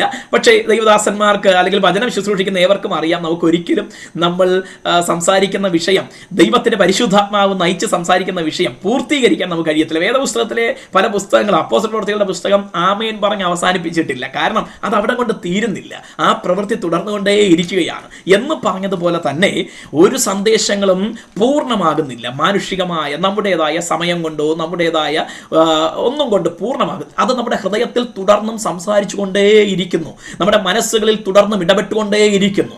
ദൈവത്തിന്റെ വചനത്തിന്റെ ഒരു പ്രത്യേകത തന്നെ അതാണ്. നമ്മൾ വായിച്ച നോവൽ മറന്നുപോകും, സ്കൂളിൽ പഠിച്ച പാഠങ്ങൾ മറന്നുപോകും, അതൊന്നും മറന്നുപോയാലും കുഴപ്പമൊന്നുമില്ല. പക്ഷെ ദൈവത്തിന്റെ വചനത്തിന്റെ പ്രത്യേകത, നാം കേട്ടത് പഠിച്ചത് അക്ഷരാർത്ഥത്തിൽ ഓർമ്മിച്ചിരുന്നില്ലെങ്കിൽ കൂടെ, ലിറ്ററൽ ആയിട്ട് നമ്മൾ ഓർത്തിരുന്നില്ലെങ്കിൽ കൂടെ, അത് നമ്മോട് തുടർന്നും പുതിയ പുതിയ ആലോചനകളായി, പുതിയ പുതിയ ദൈവിക ദൂതുകളായി, ദൈവത്തിന്റെ ശബ്ദമായി നമ്മോട് തുടർമാനമായി സംസാരിച്ചു കൊണ്ടേ ഇരിക്കും എന്നുള്ള ബോധ്യം നമുക്കുണ്ടായിരിക്കട്ടെ. ഈ ആദ്യത്തെ അധ്യായത്തിൽ നമ്മൾ മനസ്സിലാക്കാൻ പോകുന്നത്, വിശ്വാസം നാം നേടിയതല്ല, ദൈവത്തിന്റെ ദാനമാണ്. പത്രോസ് അപ്പോസ്തലൻ തന്നെ അത് പറഞ്ഞു, ലഭിച്ചവർ എന്നാണ് പറഞ്ഞിരിക്കുന്നത്. Have given unto you, you have received. നിങ്ങൾ പ്രാപിച്ചതാണ്, നിങ്ങൾ ഏൺഡ് അല്ല, നിങ്ങൾ നേടിയത് അല്ല. It is not earned. ഇത് നമ്മൾ നേടിയെടുത്തതല്ല. ഹാമൻ, നമ്മൾ പണം, നേരത്തെ പറഞ്ഞില്ല, പണം കൊടുത്തോ അല്ലെങ്കിൽ മറ്റൊന്നും കൊടുത്ത് നാം നേടിയതല്ല വിശ്വാസം. പിന്നെയോ ഇത് ദൈവത്തിന്റെ ദാനമാണ്. It is A precious gift of God. ദൈവത്തിന്റെ വിലയേറിയ ദാനമാണ് വിശ്വാസം, ദൈവത്തിന്റെ വിലയേറിയ ദാനം. ദൈവത്തിന്റെ വിലയേറിയ ദാനം എന്നുള്ളത് തന്നെ ഒരു വിഷയമായി നിങ്ങൾക്ക് താല്പര്യമുണ്ടെങ്കിൽ പഠിക്കാനായിട്ട് റെഫറൻസായി ഞാൻ പറയുന്നു. വിലയേറിയ, ദൈവം നൽകിയ വിലയേറിയ കാര്യങ്ങൾ. ഹാമേൻ, അതിൽ ഒന്ന് വിശ്വാസമാണ്. ഹാമേൻ, ആ വിലയേറിയ വിശ്വാസം ദൈവം നമുക്ക് തന്നിരിക്കുന്നു. എഫെസ്യ ലേഖനം 2-ാം അധ്യായം 8-ാം വാക്യം. വ്യാഖ്യാതാക്കൾ 2 രീതിയിൽ അതിനെ വ്യാഖ്യാനിക്കാറുണ്ട്. വിശ്വാസത്തെക്കുറിച്ചല്ല, കൃപ രക്ഷയെക്കുറിച്ച് മാത്രമാണ് ദാനമെന്ന് പറഞ്ഞിരിക്കുന്നത് എന്ന് ഒരു കൂട്ടം പേർ പറയുന്നു. എന്നാൽ ഞാൻ വിശ്വസിക്കുന്ന, അവിടെ വായിക്കുന്ന ആ വേദഭാഗത്ത് 2 കാര്യങ്ങൾ ദൈവത്തിന്റെ ഗിഫ്റ്റാണ്, ദൈവത്തിന്റെ ദാനമാണ് എന്ന് പറഞ്ഞിരിക്കുന്നു. അത് 1 രക്ഷയാണ്, 2 വിശ്വാസമാണ്. കൃപയാലല്ലോ നിങ്ങൾ വിശ്വാസം മൂലം രക്ഷിക്കപ്പെട്ടിരിക്കുന്നത്. അതിനും നിങ്ങൾ കാരണമല്ല, ദൈവത്തിന്റെ ദാനമത്രേ ആകുന്നു. എഫേസ്യർ 2:8, എഫേസ്യ ലേഖനം 2-ാം അധ്യായം 8-ാമത്തെ വാക്യം. ദൈവത്തിന്റെ ദാനം, 2 ദാനങ്ങൾ അവിടെ കാണുന്നു. 1 വിശ്വാസം, വിശ്വാസത്താൽ രക്ഷിക്കപ്പെട്ടിരിക്കുന്നു. 2 രക്ഷ. 1 വിശ്വാസം, 2 രക്ഷ. ഇതിൽ നാം ചിന്തിച്ചുകൊണ്ടിരിക്കുന്ന വിഷയവുമായി ബന്ധപ്പെട്ട് വിശ്വാസം എന്നുള്ളതിനാണ് നമ്മളിപ്പോൾ ഫോക്കസ് ചെയ്യുന്നത്, ശ്രദ്ധ കേന്ദ്രീകരിച്ചിരിക്കുന്നത്. ദൈവം ദാനമായി നൽകിയതാണ് നമ്മുടെ ഉള്ളിൽ പകരപ്പെട്ടിരിക്കുന്ന വിശ്വാസം. അതിന്റെ കാരണവും ഞാൻ പറഞ്ഞു. വില കൊടുത്ത് വാങ്ങാൻ നമ്മളെ കൊണ്ട് പറ്റത്തില്ല. ദൈവം ദാനമായി തന്നല്ലാതെ നമ്മുടെ അകത്ത് ഇത് വരത്തുമില്ല. എന്നാൽ ദാനമായി തരാൻ ദൈവം കരുണ കാണിച്ചതിനായി നമുക്ക് ദൈവത്തിന് സ്തോത്രം കരയേറ്റാം. ഹല്ലേലൂയ, ആമേൻ. ദൈവത്തിന്റെ ദാനങ്ങൾക്കൊക്കെ കൃപ എന്നാണ് പറയുന്നത്. കൃപ, ആമേൻ. ദൈവത്തിന്റെ അനുഗ്രഹങ്ങൾക്കെല്ലാം കൃപ എന്ന വാക്കിന് അർഹതയില്ലാത്ത സ്ഥാനത്ത് നൽകുന്ന ദാനം എന്നാണ് വ്യാഖ്യാനം കൊടുത്തിരിക്കുന്നത്, നിർവചനം കൊടുത്തിരിക്കുന്നത്. അൺമെരിറ്റഡ് ഗിഫ്റ്റ് ഈസ് ഗ്രേസ് എന്ന് പറയാറുണ്ട്. നമുക്ക് അർഹതയില്ല, പക്ഷേ ദൈവം അത് ദാനമായി തരികയാണ്. അതിനാണ് ഗ്രേസ് എന്ന് പറയുന്നത്. ചാൾസ് സ്പർജൻ എന്ന പ്രസംഗകരുടെ പ്രഭു ഗ്രേസിന് ഒരു എക്സ്പാൻഷൻ കൊടുത്തിട്ടുണ്ട്. GRACE എന്നതിന് ഒരു എക്സ്പാൻഷൻ, അതിനൊരു വാക്കുകൾക്ക് അല്ലെങ്കിൽ അക്ഷരങ്ങൾക്ക് ഒരു വിശദീകരണം അല്ലെങ്കിൽ അതിനെ നീട്ടി പറഞ്ഞിട്ടുണ്ട്. ഗ്രേസ് എന്നതിന് G സ്റ്റാൻഡ്സ് ഫോർ ഗാഡ്, ദൈവത്തിന് നിൽക്കുന്നു G. Amen. God's riches at Christ expense. God's riches at Christ expense. അർത്ഥം, ദൈവത്തിന്റെ ധനങ്ങൾ ക്രിസ്തുവിന്റെ മഹത്വത്തിൽ അല്ലെങ്കിൽ ക്രിസ്തുവിലൂടെ, കർത്താവിന്റെ ചെലവിൽ, യേശു ക്രിസ്തുവിന്റെ ചെലവിൽ ദൈവത്തിന്റെ ദാനം, അതാണ് കൃപ എന്നതിന് അദ്ദേഹം കൊടുത്തിരിക്കുന്ന നിർവചനം. ഒന്നുകൂടെ ഞാൻ പറഞ്ഞു മുന്നോട്ട് പോകാം. ദൈവത്തിന്റെ ധനം, ദൈവത്തിന്റെ ധനങ്ങൾ ക്രിസ്തുവിന്റെ ചെലവിൽ നമുക്ക് ലഭിച്ചതാണ് കൃപ എന്ന് അദ്ദേഹം പറഞ്ഞിരിക്കുന്നു. അപ്പോൾ വിശ്വാസം നമ്മുടെ ഹൃദയത്തിൽ നാം നേടിയെടുത്തതല്ല, ദൈവം ദാനമായി തന്നതാണ്. അതുകൊണ്ടാണ് യേശു പറഞ്ഞത്, നിങ്ങൾ എന്നെ തെരഞ്ഞെടുത്തതല്ല, ഞാൻ നിങ്ങളെ തെരഞ്ഞെടുത്തതാണ്. ഹല്ലേലൂയ. ഞാൻ രക്ഷിക്കപ്പെട്ടത് ഞാൻ വിശ്വസിച്ചത് കൊണ്ടാണ് എന്ന് പറയുമ്പോൾ തന്നെ ആ വിശ്വാസം പോലും ദൈവം ദാനമായി തന്നതാണ്. ഈ ബോധ്യം നമ്മുടെ അകത്ത് ഉണ്ടായിരിക്കട്ടെ. ഹല്ലേലൂയ. ആമേൻ. ഇനി ഇവിടെ പറയുന്ന ഈ വിശ്വാസം, എഫേസ്യ ലേഖനം 2-ാം അധ്യായം 8-ാം വാക്യത്തിൽ പറയുന്ന ഈ വിശ്വാസം സകല മനുഷ്യർക്കും ദാനമായി നൽകിയിരിക്കുന്നു. നമുക്ക് മാത്രമല്ല, രക്ഷിക്കപ്പെട്ട നമുക്ക് മാത്രമല്ല, സകല മനുഷ്യർക്കും ദൈവം ഈ വിശ്വാസം ദാനമായി നൽകിയിരിക്കുന്നു. തെറ്റിദ്ധരിക്കേണ്ട, അടുത്ത ഭാഗം പറയുമ്പോൾ നിങ്ങൾക്ക് മനസ്സിലാകും, കുറച്ചുകൂടെ വ്യക്തമാകും. സകല മനുഷ്യർക്കും ഈ വിശ്വാസം, ഭൂമിയിൽ ജനിച്ച സകല മനുഷ്യർക്കും ഈ വിശ്വാസം ദൈവം ദാനമായി നൽകിയിരിക്കുന്നു. Price the Lord. ഹല്ലേലൂയ. എന്നാൽ എന്താ സംഭവിച്ചതെന്ന് പറയാം. ആമേൻ. തീത്തോസിന്റെ ലേഖനം 2-ാം അധ്യായം 11-ാമത്തെ വാക്യം. തീത്തോസ് 2-ാം അധ്യായം 11-ാമത്തെ വാക്യം. ഇങ്ങനെ നാം കാണുന്നു, സകല മനുഷ്യർക്കും രക്ഷാകരമായ ദൈവകൃപ ഉദിച്ചുവല്ലോ. സകല മനുഷ്യർക്കും രക്ഷാകരമായ ദൈവകൃപ ഉദിച്ചുവല്ലോ. അവിടെ പൗലോസ് അപ്പോസ്തലന്റെ ഭാഷ കടമെടുത്ത് പറഞ്ഞു കഴിഞ്ഞാൽ, യഹൂദനെന്നും യവനനെന്നും വ്യത്യാസമില്ല, ബർബരനെന്നും പരിഷ്കൃതനെന്നും വ്യത്യാസമില്ല, ശകനെന്നും ദാസനെന്നും വ്യത്യാസമില്ല. നമ്മുടെ നാട്ടുഭാഷ കടമെടുത്ത് പറഞ്ഞു കഴിഞ്ഞാൽ നമ്പൂതിരിയെന്നും നായരെന്നും അല്ലെങ്കിൽ മറ്റെന്തെങ്കിലും നമ്മുടെ സമൂഹം ഇട്ടിരിക്കുന്ന, മനുഷ്യർ നിർമ്മിച്ചിരിക്കുന്ന ജാതീയ വേലിക്കെട്ടുകളുടെ വ്യത്യാസം ദൈവം വച്ചിട്ടില്ല. സകല മനുഷ്യർക്കും, അമേരിക്കക്കാരനെന്നും ഇന്ത്യക്കാരനെന്നും ആഫ്രിക്കക്കാരനെന്നും മംഗോളിയനെന്നും വ്യത്യാസം ദൈവം വെച്ചിട്ടില്ല. സകല മനുഷ്യർക്കും രക്ഷാകരമായ ദൈവകൃപ ഉദിച്ചുവല്ലോ. ഹല്ലേലൂയ. സകല മനുഷ്യർക്കും. It is universal gift of God. ദൈവത്തിന്റെ ആഗോള ദാനമാണ് രക്ഷയ്ക്കു വേണ്ടിയുള്ള വിശ്വാസം. ഹല്ലേലൂയ. അതുകൊണ്ട് നമുക്ക് ഈ വിശ്വാസത്തിന് രക്ഷാകരമായ വിശ്വാസം, സേവിങ് ഫെയ്ത്ത് എന്ന് പേര് വിളിക്കാം. പല വിശ്വാസങ്ങളെക്കുറിച്ച് നമുക്ക് പഠിക്കാനായിട്ട് കഴിയും. പല വിശ്വാസം എന്ന് പറയുമ്പോൾ തെറ്റിദ്ധരിക്കരുത്. വിശ്വാസത്തിന് നൽകപ്പെട്ടിരിക്കുന്ന പല പേരുകൾ. ഇപ്പോൾ പരിശുദ്ധാത്മാവ്, ജ്ഞാനത്തിൻ്റെ ആത്മാവ്, പരിജ്ഞാനത്തിൻ്റെ ആത്മാവ്, യഹോവ ഭക്തിയുടെ ആത്മാവ്, പ്രവാചകന്റെ ആത്മാവ്, പ്രവചനത്തിന്റെ ആത്മാവ് എന്നൊക്കെ പറഞ്ഞിരിക്കുന്നത് പോലെ ഒരു പരിശുദ്ധാത്മാവിന് ഇതുപോലെ പല പേരുകൾ കൊടുത്തിരിക്കുന്നത് പോലെ വിശ്വാസത്തിനും പല പേരുകൾ നൽകിയിരിക്കുന്നത് നമുക്ക് മനസ്സിലാക്കാനായിട്ട് കഴിയും. അതിലൊന്നാണ് സേവിങ് ഫെയ്ത്ത്, രക്ഷിക്കുന്ന രക്ഷാകരമായ വിശ്വാസം. ഹല്ലേലൂയ, ആമേൻ. ദൈവത്തെ ഒന്ന് ആരാധിക്കാൻ, ദൈവത്തെ ഒന്ന് സ്തുതിക്കാൻ, ഈ ആയുസ് മുഴുവനും ദൈവത്തിന് നന്ദി പറയാൻ വേറെ ഒന്നും വേണമെന്നില്ല. ഈ കാര്യം ഓർത്താൽ മതി. രക്ഷാകരമായ വിശ്വാസം ദൈവം തന്നു എന്നോർത്താൽ മാത്രം മതി. ഒരു പാട്ടിന്റെയും താളമേളങ്ങളുടെയും അകമ്പടിയില്ലാതെ അറിയാതെ നാം ദൈവത്തെ ആരാധിച്ച് മഹിമപ്പെടുത്തി പോകും. ഹല്ലേലൂയ. കാരണം ഈ രക്ഷാകരമായ വിശ്വാസം ആർക്കാ നൽകിയത്? സകല മനുഷ്യർക്കും എന്ന് പറഞ്ഞപ്പോ നമ്മൾ അതിനെ കോമൺ, അല്ലെങ്കിൽ ലോകത്തുള്ള എല്ലാ മനുഷ്യരും എന്ന് പറഞ്ഞങ്ങ് വിട്ടുകളയാനായിട്ട് മനസ്സ് വരുന്നില്ല, അല്ലെ? ഹല്ലേലൂയ. ഈ സകല മനുഷ്യരും എന്ന് പറഞ്ഞതിനകത്ത് വ്യത്യാസമൊന്നും വെച്ചിട്ടില്ല എന്ന് പറയുമ്പോൾ തന്നെ മറ്റൊരു കാര്യം മറക്കരുത്. ആർക്കാ ഇത് നൽകിയിരിക്കുന്നത്?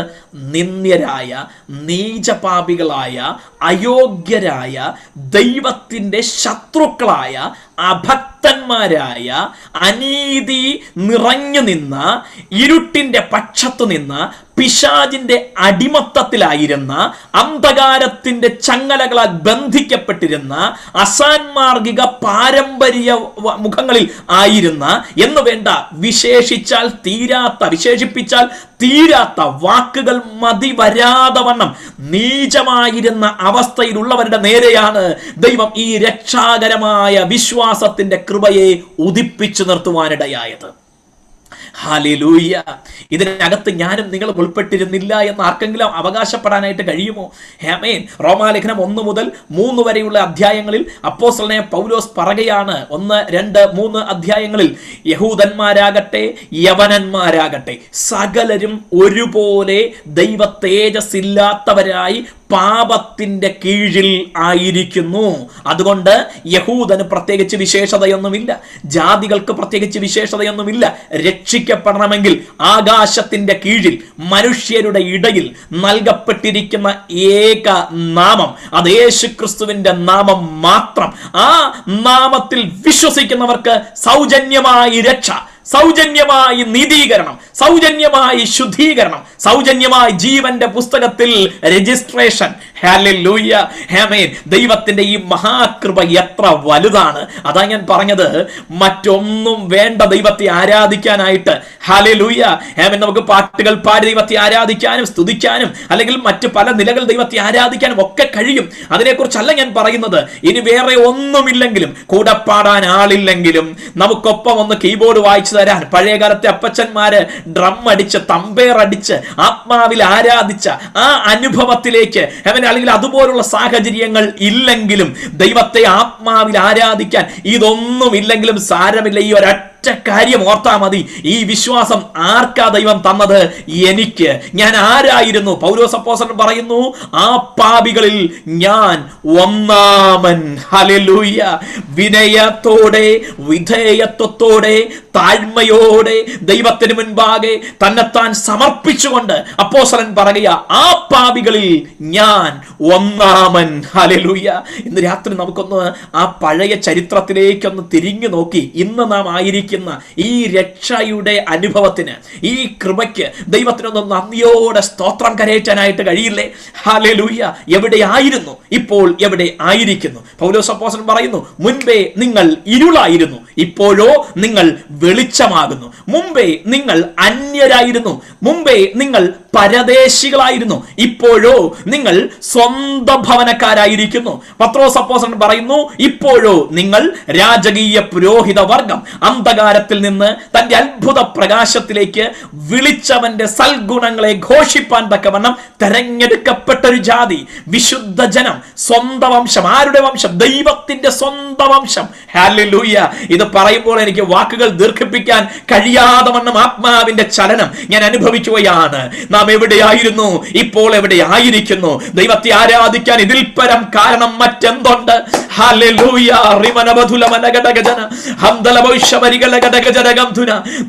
ദൈവം നമ്മോട് കാണിച്ച ഈ മഹാകൃപ എത്ര വലുത്! സകല മനുഷ്യർക്കും രക്ഷാകരമായ ദൈവകൃപ ഉദിച്ചുവല്ലോ. ഹല്ലേലൂയ. ഹേമനപ്പോൾ ഈ ദൈവിക കൃപ, ഈ വിശ്വാസം സകല മനുഷ്യർക്കും വേണ്ടി ഉദിച്ചിരിക്കുകയാണ്. പക്ഷെ ഒരു പ്രശ്നമുണ്ട്. സൂര്യൻ ഉദിച്ചു നിൽക്കുമ്പോഴും വേണമെങ്കിൽ ഒരാൾക്ക് ഇത് അർദ്ധരാത്രി എന്ന് പറയാനായിട്ട് കഴിയും. നട്ടുച്ചയ്ക്കും ഒരാൾക്ക് പറയാനായിട്ട് കഴിയും ഇത് അർദ്ധരാത്രി എന്ന്. ആർക്കാന്നറിയാവോ? മനഃപൂർവ്വം കണ്ണിറുക്കെ അടച്ച് പിടിച്ച് വേണമെങ്കിൽ ഒരു കറുത്ത തുണി കൊണ്ട് വരിഞ്ഞ് കെട്ടി അങ്ങനെ നിൽക്കുന്ന ഒരാൾക്ക് വേണമെങ്കിൽ പറയാനായിട്ട് കഴിയും ഇത് നട്ടപ്പാതിരയാണ്. നട്ടുച്ചയ്ക്കും നട്ടപ്പാതിര എന്ന് പറഞ്ഞ് സൂര്യന് നേരെ കണ്ണടച്ച് കളയുന്നവരാണ് വിശ്വാസം എന്ന വിഷയത്തെ പ്രതി ലോകത്തിലെ ഭൂരിഭാഗം മനുഷ്യരുമെന്ന് നാം തിരിച്ചറിയണം. നാം അക്കൂട്ടത്തിൽ നിന്ന് വിടുവിക്കപ്പെട്ടത് എത്ര മഹാഭാഗ്യം! ഹല്ലേലൂയ, പ്രൈസ് ദ ലോർഡ്, ആമേൻ. ദൈവം സകല മനുഷ്യർക്കും വേണ്ടി ഇങ്ങനെ ഉദിപ്പിച്ചു നിർത്തിയിരിക്കുക രക്ഷ എന്ന സൂര്യനെ, ദൈവത്തിന്റെ വിശ്വാസത്തെ ഉദിപ്പിച്ചു നിർത്തിയിരിക്കുക. പക്ഷേ തീരുമാനിക്കാൻ ഒരു സ്വാതന്ത്ര്യം ദൈവം നമ്മുടെ ഉള്ളിൽ തന്നിട്ടുണ്ട്. ഹല്ലേലൂയ. ഈ പ്രപഞ്ചത്തിലെ സകലതും മനുഷ്യൻ ഒഴികെ ദൂതന്മാരുടെ വിഷയം മറ്റൊരു വിഷയമാണ്.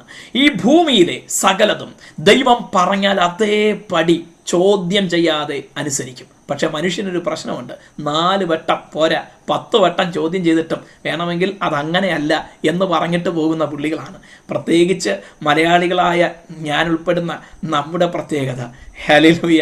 നമ്മൾക്ക് ഒരുപാട് സവിശേഷതകളുണ്ട്. ടെക്സ്റ്റൈൽസിൽ ചെന്ന് കഴിഞ്ഞാൽ ഏത് സാരി എടുത്തിട്ടാലും ഒന്നൊന്നായിട്ട് 10 എണ്ണം 15 എണ്ണം 20 എണ്ണം 100 എണ്ണം എടുത്തിട്ടാലും നമുക്ക് ഇനിയും കാണണം. അവരുടെ ഏറ്റവും നല്ല ബെസ്റ്റ് സ്റ്റോക്ക് എടുത്ത് പുറത്തിട്ടാലും നമുക്ക് തൃപ്തി വരത്തില്ല. അവസാനം നമ്മൾ പറയും ഇത് ശരിയാകത്തില്ല, നമുക്ക് അപ്പുറത്തെ കടയിൽ കയറാം എന്ന് പറഞ്ഞിട്ട് കളഞ്ഞിട്ട് പോകുന്ന പരിപാടി മലയാളികളുടെ ജന്മ സ്വഭാവമാണ്. നമുക്കിത് എവിടെ നിന്ന് കിട്ടിയതാണെന്ന് എനിക്കറിയത്തില്ല. എനിവേ, വിശ്വാസത്തോടുള്ള ബന്ധത്തിലും പലരും ഇതുപോലെയാണ്. എത്ര സുവിശേഷം കേട്ടിട്ടും ക്രിസ്തുവിനെ വ്യക്തമായി മുൻപിൽ വരച്ച് കിട്ടിയിട്ടും അവർ ഇപ്പോഴും അതിനു നേരെ കണ്ണടച്ചു കളയുകയാണ്. സ്വീകരിക്കണമോ വേണ്ടയോ എന്ന ഒരു സ്വാതന്ത്ര്യം ദൈവം നമുക്ക് തന്നിട്ടുണ്ട്. 2 തെസ്സലോനിക്യ ലേഖനം 3-ാം അധ്യായം 2-ാം വാക്യത്തിൽ അതുകൊണ്ടാണ് പറഞ്ഞിരിക്കുന്നത്, സകല മനുഷ്യർക്കും രക്ഷാകരമായ ദൈവകൃപ ഉദിച്ചെങ്കിൽ പോലും എല്ലാവരുടെയും ഉള്ളിൽ അതില്ല. എന്താ കാരണം? അവർ സ്വീകരിച്ചിട്ടില്ല. നോക്കൂ, അതിൻ്റെ അവസാന ഭാഗം, 3-2 അവസാന ഭാഗം, വിശ്വാസം എല്ലാവർക്കും ഇല്ലല്ലോ. Price the Lord. പൗലോസ് അപ്പോസ്തലൻ എഴുതിയിരിക്കുക, ദുഷ്ടന്മാരെ കുറിച്ച് പറഞ്ഞിട്ട് അവിടെ പറഞ്ഞിരിക്കുന്നത് വിശ്വാസം എല്ലാവർക്കും ഇല്ലല്ലോ. അതുകൊണ്ട് വിശ്വസിക്കാതെ ദുഷ്ടന്മാരായിരിക്കുന്നവരുടെ കൂട്ടത്തിൽ നിന്ന് ദൈവം നമ്മെ വേർതിരിച്ചത് കൊണ്ട് ദൈവത്തിന് സ്തോത്രവും മഹത്വവും അർപ്പിക്കാം. എങ്കിലും ഈ ദുഷ്ടന്മാരെയും കർത്താവ് നമ്മളെപ്പോലെ ഇഷ്ടന്മാരാക്കി മാറ്റും എന്ന് നമുക്ക് ദൈവത്തിൽ പ്രതീക്ഷ വയ്ക്കാം, പ്രത്യാശിക്കാം. ഹല്ലേലൂയ. ആമേൻ. നമ്മളും ഒരു കാലത്ത് അങ്ങനെ ആയിരുന്നല്ലോ. അപ്പോൾ ഒരു വിൽ ദൈവം നമുക്ക് തന്നിട്ടുണ്ട്, ഫ്രീ വിൽ, ഇഷ്ടം ദൈവം നമുക്ക് തന്നിട്ടുണ്ട്. തെരഞ്ഞെടുപ്പാനുള്ള സ്വാതന്ത്ര്യം ദൈവം നമുക്ക് തന്നിരിക്കുന്നു. അതിൻ്റെ അടിസ്ഥാനത്തിലാണ് വിശ്വാസം സ്വീകരിക്കണമോ വേണ്ടയോ എന്ന് കരുതപ്പെട്ടിരിക്കുന്നത്. അപ്പോൾ 1-ാം അധ്യായത്തിൽ നമ്മൾ പഠിച്ചത് വിശ്വാസം എല്ലാവർക്കും വേണ്ടി ഉദിച്ചിരിക്കുന്നു, ദൈവം എല്ലാവർക്കുമായി നൽകിയിരിക്കുന്നു, അത് യൂണിവേഴ്സലാണ്. പക്ഷേ എല്ലാവർക്കും ആ വിശ്വാസം പ്രാപിക്കാൻ കഴിഞ്ഞിട്ടില്ല. അതിൻ്റെ കാരണം അത് സ്വീകരിക്കണമോ വേണ്ടയോ എന്ന് തീരുമാനിക്കാൻ ഓരോരുത്തർക്കും ദൈവം സ്വാതന്ത്ര്യം തന്നിട്ടുണ്ട്. അതുകൊണ്ടാണ് ഒരു കുടുംബത്തിനകത്ത് തന്നെ ഭാര്യ രക്ഷിക്കപ്പെട്ടു, ഭർത്താവ് രക്ഷിക്കപ്പെട്ടില്ല. തിരിച്ചുമാകാം. മക്കൾ രക്ഷിക്കപ്പെട്ടു, അമ്മയപ്പന്മാർ രക്ഷിക്കപ്പെട്ടില്ല. നിരാശപ്പെടരുത്, ഭാരപ്പെടരുത്.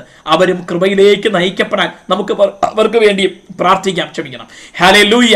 ആമേൻ. ഇനി വിശ്വാസത്തിന്റെ മറ്റൊരു പ്രത്യേകത 2-ാമത്തെ അധ്യായത്തിലേക്ക് നമ്മൾ കടക്കുകയാണ്. വിശ്വാസത്തിന് ഒരു അളവുണ്ട്, അളവ് ഉണ്ട് വിശ്വാസത്തിന്. അതുകൊണ്ട് തന്നെ എനിക്ക് വിശ്വാസം കുറവാണ് എന്ന് ഓർത്ത് ആരും കരയണ്ട. പരിഹാര മാർഗവും പിന്നാലെ പറയുന്നുണ്ട്. ശ്രദ്ധയോടെ ഇരുന്നാൽ മതി. ഹല്ലേലൂയ. കരങ്ങൾ ഉയർത്തി ദൈവത്തെ സ്തുതിച്ച് മഹത്വപ്പെടുത്താമോ? പ്രൈസ് ദി ലോർഡ്, ഹല്ലേലൂയ, സ്തോത്രം. നിങ്ങൾ ഇടയ്ക്ക് അനങ്ങുമ്പോൾ എനിക്കൊരു കാര്യം മനസ്സിലായി, എൻ്റെ നെറ്റ്വർക്കിന് പ്രശ്നമൊന്നും ഇല്ലാന്നും കൂടെ മനസ്സിലാക്കാനായിട്ട് പറ്റും. ഹല്ലേലൂയ. ഓക്കെ, അപ്പോൾ നമുക്ക് തിരികെ വരാം. 2-ാമത്തെ അധ്യായത്തിലേക്ക് നമ്മൾ കടക്കുമ്പോൾ മനസ്സിലാക്കേണ്ടത് വിശ്വാസത്തിന് ഒരു അളവുണ്ട്. അതുകൊണ്ട് ഇവിടെ നാം മറ്റുള്ളവരോട് അല്പം സഹാനുഭൂതിയുള്ളവരാകണം, അല്പം ദയാവായ്പുള്ളവരാകണം. Price the Lord. എന്താ ഈ ദയാവായ്പ എന്ന് ഞാൻ പറയുന്നത്? വചനം കേൾക്കുമ്പോൾ എല്ലാവരും ഏറ്റെടുക്കുന്നത് ഒരുപോലെയല്ല. ഒരു വിഷയം കേൾക്കുമ്പോൾ എല്ലാവരും അംഗീകരിക്കുന്നത് അല്ലെങ്കിൽ എല്ലാവരും ഏറ്റെടുക്കുന്ന അവരുടെ വിശ്വാസത്തിന്റെ അളവ് ഒരുപോലെയല്ല. അതുകൊണ്ട് നമുക്ക് അവരെ കുറ്റപ്പെടുത്തണ്ട, പിന്നെ പ്രാർത്ഥിക്കാം. എന്താ പ്രാർത്ഥിക്കേണ്ടത്? അവരുടെ വിശ്വാസം വർദ്ധിക്കാനായിട്ട് നമുക്ക് പ്രാർത്ഥിക്കാം. അതിലേക്ക് പിന്നാലെ നമ്മൾ വരുന്നുണ്ട്. ഇനി നമ്മിലും വിശ്വാസത്തിന്റെ അളവ് വ്യത്യാസമാണ്. റോമർക്കെഴുതിയ ലേഖനം 12-ാം അധ്യായം 3-ാമത്തെ വാക്യത്തിൽ പൗലോസ് അപ്പോസ്തലൻ അത് വളരെ വ്യക്തമായിട്ട് തന്നെ പറയുന്നുണ്ട്. വിശ്വാസത്തിന് ഒരു അളവുണ്ട് എന്ന് വളരെ വ്യക്തമായി പറഞ്ഞിരിക്കുന്നു. ഭാവിക്കേണ്ടതിന് മീതെ ഭാവിച്ചുയരാതെ ദൈവം അവനവന് വിശ്വാസത്തിന്റെ അളവ് പങ്കിട്ടതുപോലെ. അപ്പോൾ ഓരോരുത്തർക്കും പങ്കിട്ട് നൽകിയിരിക്കുന്ന വിശ്വാസത്തിന്റെ അളവിന് വ്യത്യാസമുണ്ട്. ഹല്ലേലൂയ. അതുകൊണ്ട് എൻ്റെ ഹൃദയത്തിലെ വിശ്വാസം മറ്റൊരാളെക്കാൾ വലുതാണെന്നോർത്ത് അഹങ്കരിക്കുകയല്ല വേണ്ടത്. ദൈവത്തിന് നന്ദി പറയണം. കർത്താവേ, ഇത്രയും വിശ്വാസം എൻ്റെ ഹൃദയത്തിൽ അങ്ങ് പകർന്നു തന്നതിന് ഞാൻ അങ്ങേക്ക് നന്ദി കരേറ്റുന്നു എന്ന് പറയാനായിട്ട് കഴിയട്ടെ. 2, എൻ്റെ ഉള്ളിൽ മറ്റൊരാളെക്കാൾ വിശ്വാസം കുറവാണല്ലോ എന്നോർത്ത് നിരാശപ്പെടരുത്. പരിഹാരമുണ്ട്. അതും തിരുവെഴുത്തിൽ നമുക്ക് കാണാനായിട്ട് കഴിയും. പിന്നാലെ നമ്മൾ അതിലേക്ക് കടക്കും. ഇപ്പോൾ മനസ്സിലാക്കുക, വിശ്വാസത്തിന് ഒരു അളവുണ്ട്. ഒപ്പം ഒരു മുന്നറിയിപ്പ് കൂടെ അവിടെ തരുന്നുണ്ട്. ഭാവിക്കേണ്ടതിന് മീതെ ഭാവിച്ച് ഉയരരുത്. ഹല്ലേലൂയ, പ്രൈസ് ദി ലോർഡ്. ആമേൻ. ക്ഷമിക്കണം, ഞാനത് പറയുന്നതിൽ നിങ്ങൾ തെറ്റിദ്ധരിക്കരുത്. നമ്മൾ ഒത്തിരി പേര് ഈ ചില സന്ദർഭങ്ങളിൽ വളരെ നമ്മുടെ പൊതുവായി പെന്തക്കോസ്ത് സമൂഹത്തെ തന്നെ നാണം കെടുത്തുന്ന ചില അനുഭവങ്ങൾ ഉണ്ടായിട്ടുണ്ട് വിശ്വാസത്തിൻ്റെ അടിസ്ഥാനത്തിൽ. ആ വിഷയമാണല്ലോ നമ്മൾ ചിന്തിച്ചുകൊണ്ടിരിക്കുന്നത്. ഞാൻ മുന്നമേ പറയുന്നത് ജാമ്യം എടുത്ത് പറയുക, നിങ്ങൾ തെറ്റിദ്ധരിക്കരുത്. ഹല്ലേലൂയ, ആമേൻ. ചിലർ മരിച്ചു കഴിയുമ്പോഴേക്കും അവരുടെ ശരീരത്തിൻ്റെ മുന്നിലിരുന്നു കൊണ്ട് ചിലർ അങ്ങ് പ്രാർത്ഥിക്കും, ഈ മനുഷ്യനെ ഇപ്പോൾ ദൈവം ഉയർപ്പിക്കണം, ഉയർപ്പിച്ചേ പറ്റത്തുള്ളൂ. എന്നിട്ട് പ്രഖ്യാപിക്കും, ഈ മനുഷ്യനെ ദൈവം ഉയർപ്പിക്കുമെന്ന് ഞങ്ങൾ വിശ്വസിക്കുന്നു എന്ന് പ്രഖ്യാപിക്കുകയും ചെയ്യും. വേദപുസ്തകത്തിൽ മരിച്ചവരെ യേശു ഉയർപ്പിച്ചു, അപ്പോസ്തലന്മാർ ഉയർപ്പിച്ചു, പഴയ നിയമത്തിൽ 3 പേരെ ഉയർപ്പിച്ചു. അവൻ ഈ കാലഘട്ടത്തിലും ഉയർപ്പിച്ചിട്ടുണ്ട്, ഉയർപ്പിക്കുന്നുണ്ട്. അതിനൊന്നും സംശയമില്ല. പക്ഷേ നമ്മുടെ അകത്തെ വിശ്വാസത്തിന്റെ അളവ് തിരിച്ചറിഞ്ഞിട്ട് വേണം, ഗ്രഹിച്ചിട്ട് വേണം അതുപോലുള്ള പരസ്യമായ വെല്ലുവിളികൾക്ക് അല്ലെങ്കിൽ പരസ്യമായ കാര്യങ്ങൾക്കൊക്കെ ഇറങ്ങി പുറപ്പെടാൻ എന്ന് കൂടെ നമ്മൾ ഓർത്തിരിക്കണം, അറിഞ്ഞിരിക്കണം. അല്ലെങ്കിൽ ഈ പറയുന്നവർക്ക് മാത്രമല്ല നമുക്കുൾപ്പെടെ നാണക്കേടായിട്ട് മാറും. അതുകൊണ്ട് വിശ്വാസം എക്സർസൈസ് ചെയ്യരുതെന്നല്ല ഞാൻ പറയുന്നത്, വിശ്വാസം ഉപയോഗിക്കരുത് എന്നല്ല പറയുന്നത്. അത് പരിജ്ഞാനത്തോടെ, അതാ പറയുന്നത്, ഭാവിക്കേണ്ടതിന് മീതെ ഭാവിച്ചുയരരുത്. നിങ്ങൾക്ക് ദൈവം അളന്ന് പങ്കിട്ട് തന്നിരിക്കുന്ന വിശ്വാസത്തിന്റെ അളവിനെ കുറിച്ച് നിങ്ങൾക്ക് ബോധ്യമുണ്ടായിരിക്കണം. അതിന്റെ അടിസ്ഥാനത്തിൽ വേണം അത് ഉപയോഗിക്കാനായിട്ട്. ഇതും നമ്മുടെ അകത്ത് പരിജ്ഞാനത്തോടെ ഗ്രഹിക്കാനായിട്ട് ദൈവം നമ്മെ സഹായിക്കുമാറാകട്ടെ. വിശ്വാസത്തിന് ഒരു അളവുണ്ട്. ഇതാണ് 2-ാം അധ്യായത്തിൽ നമ്മൾ കാണുന്നത്. ഹല്ലേലൂയ.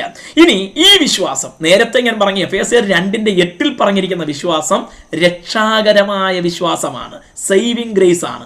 അത് കോമൺ, സാർവലൗകികമാണ്, ഗ്ലോബലായി, യൂണിവേഴ്സലായി നൽകപ്പെട്ടിരിക്കുന്നു. എല്ലാ മനുഷ്യർക്കും വേണ്ടി അതിങ്ങനെ ഉദിച്ചു നിൽക്കുകയാണ്.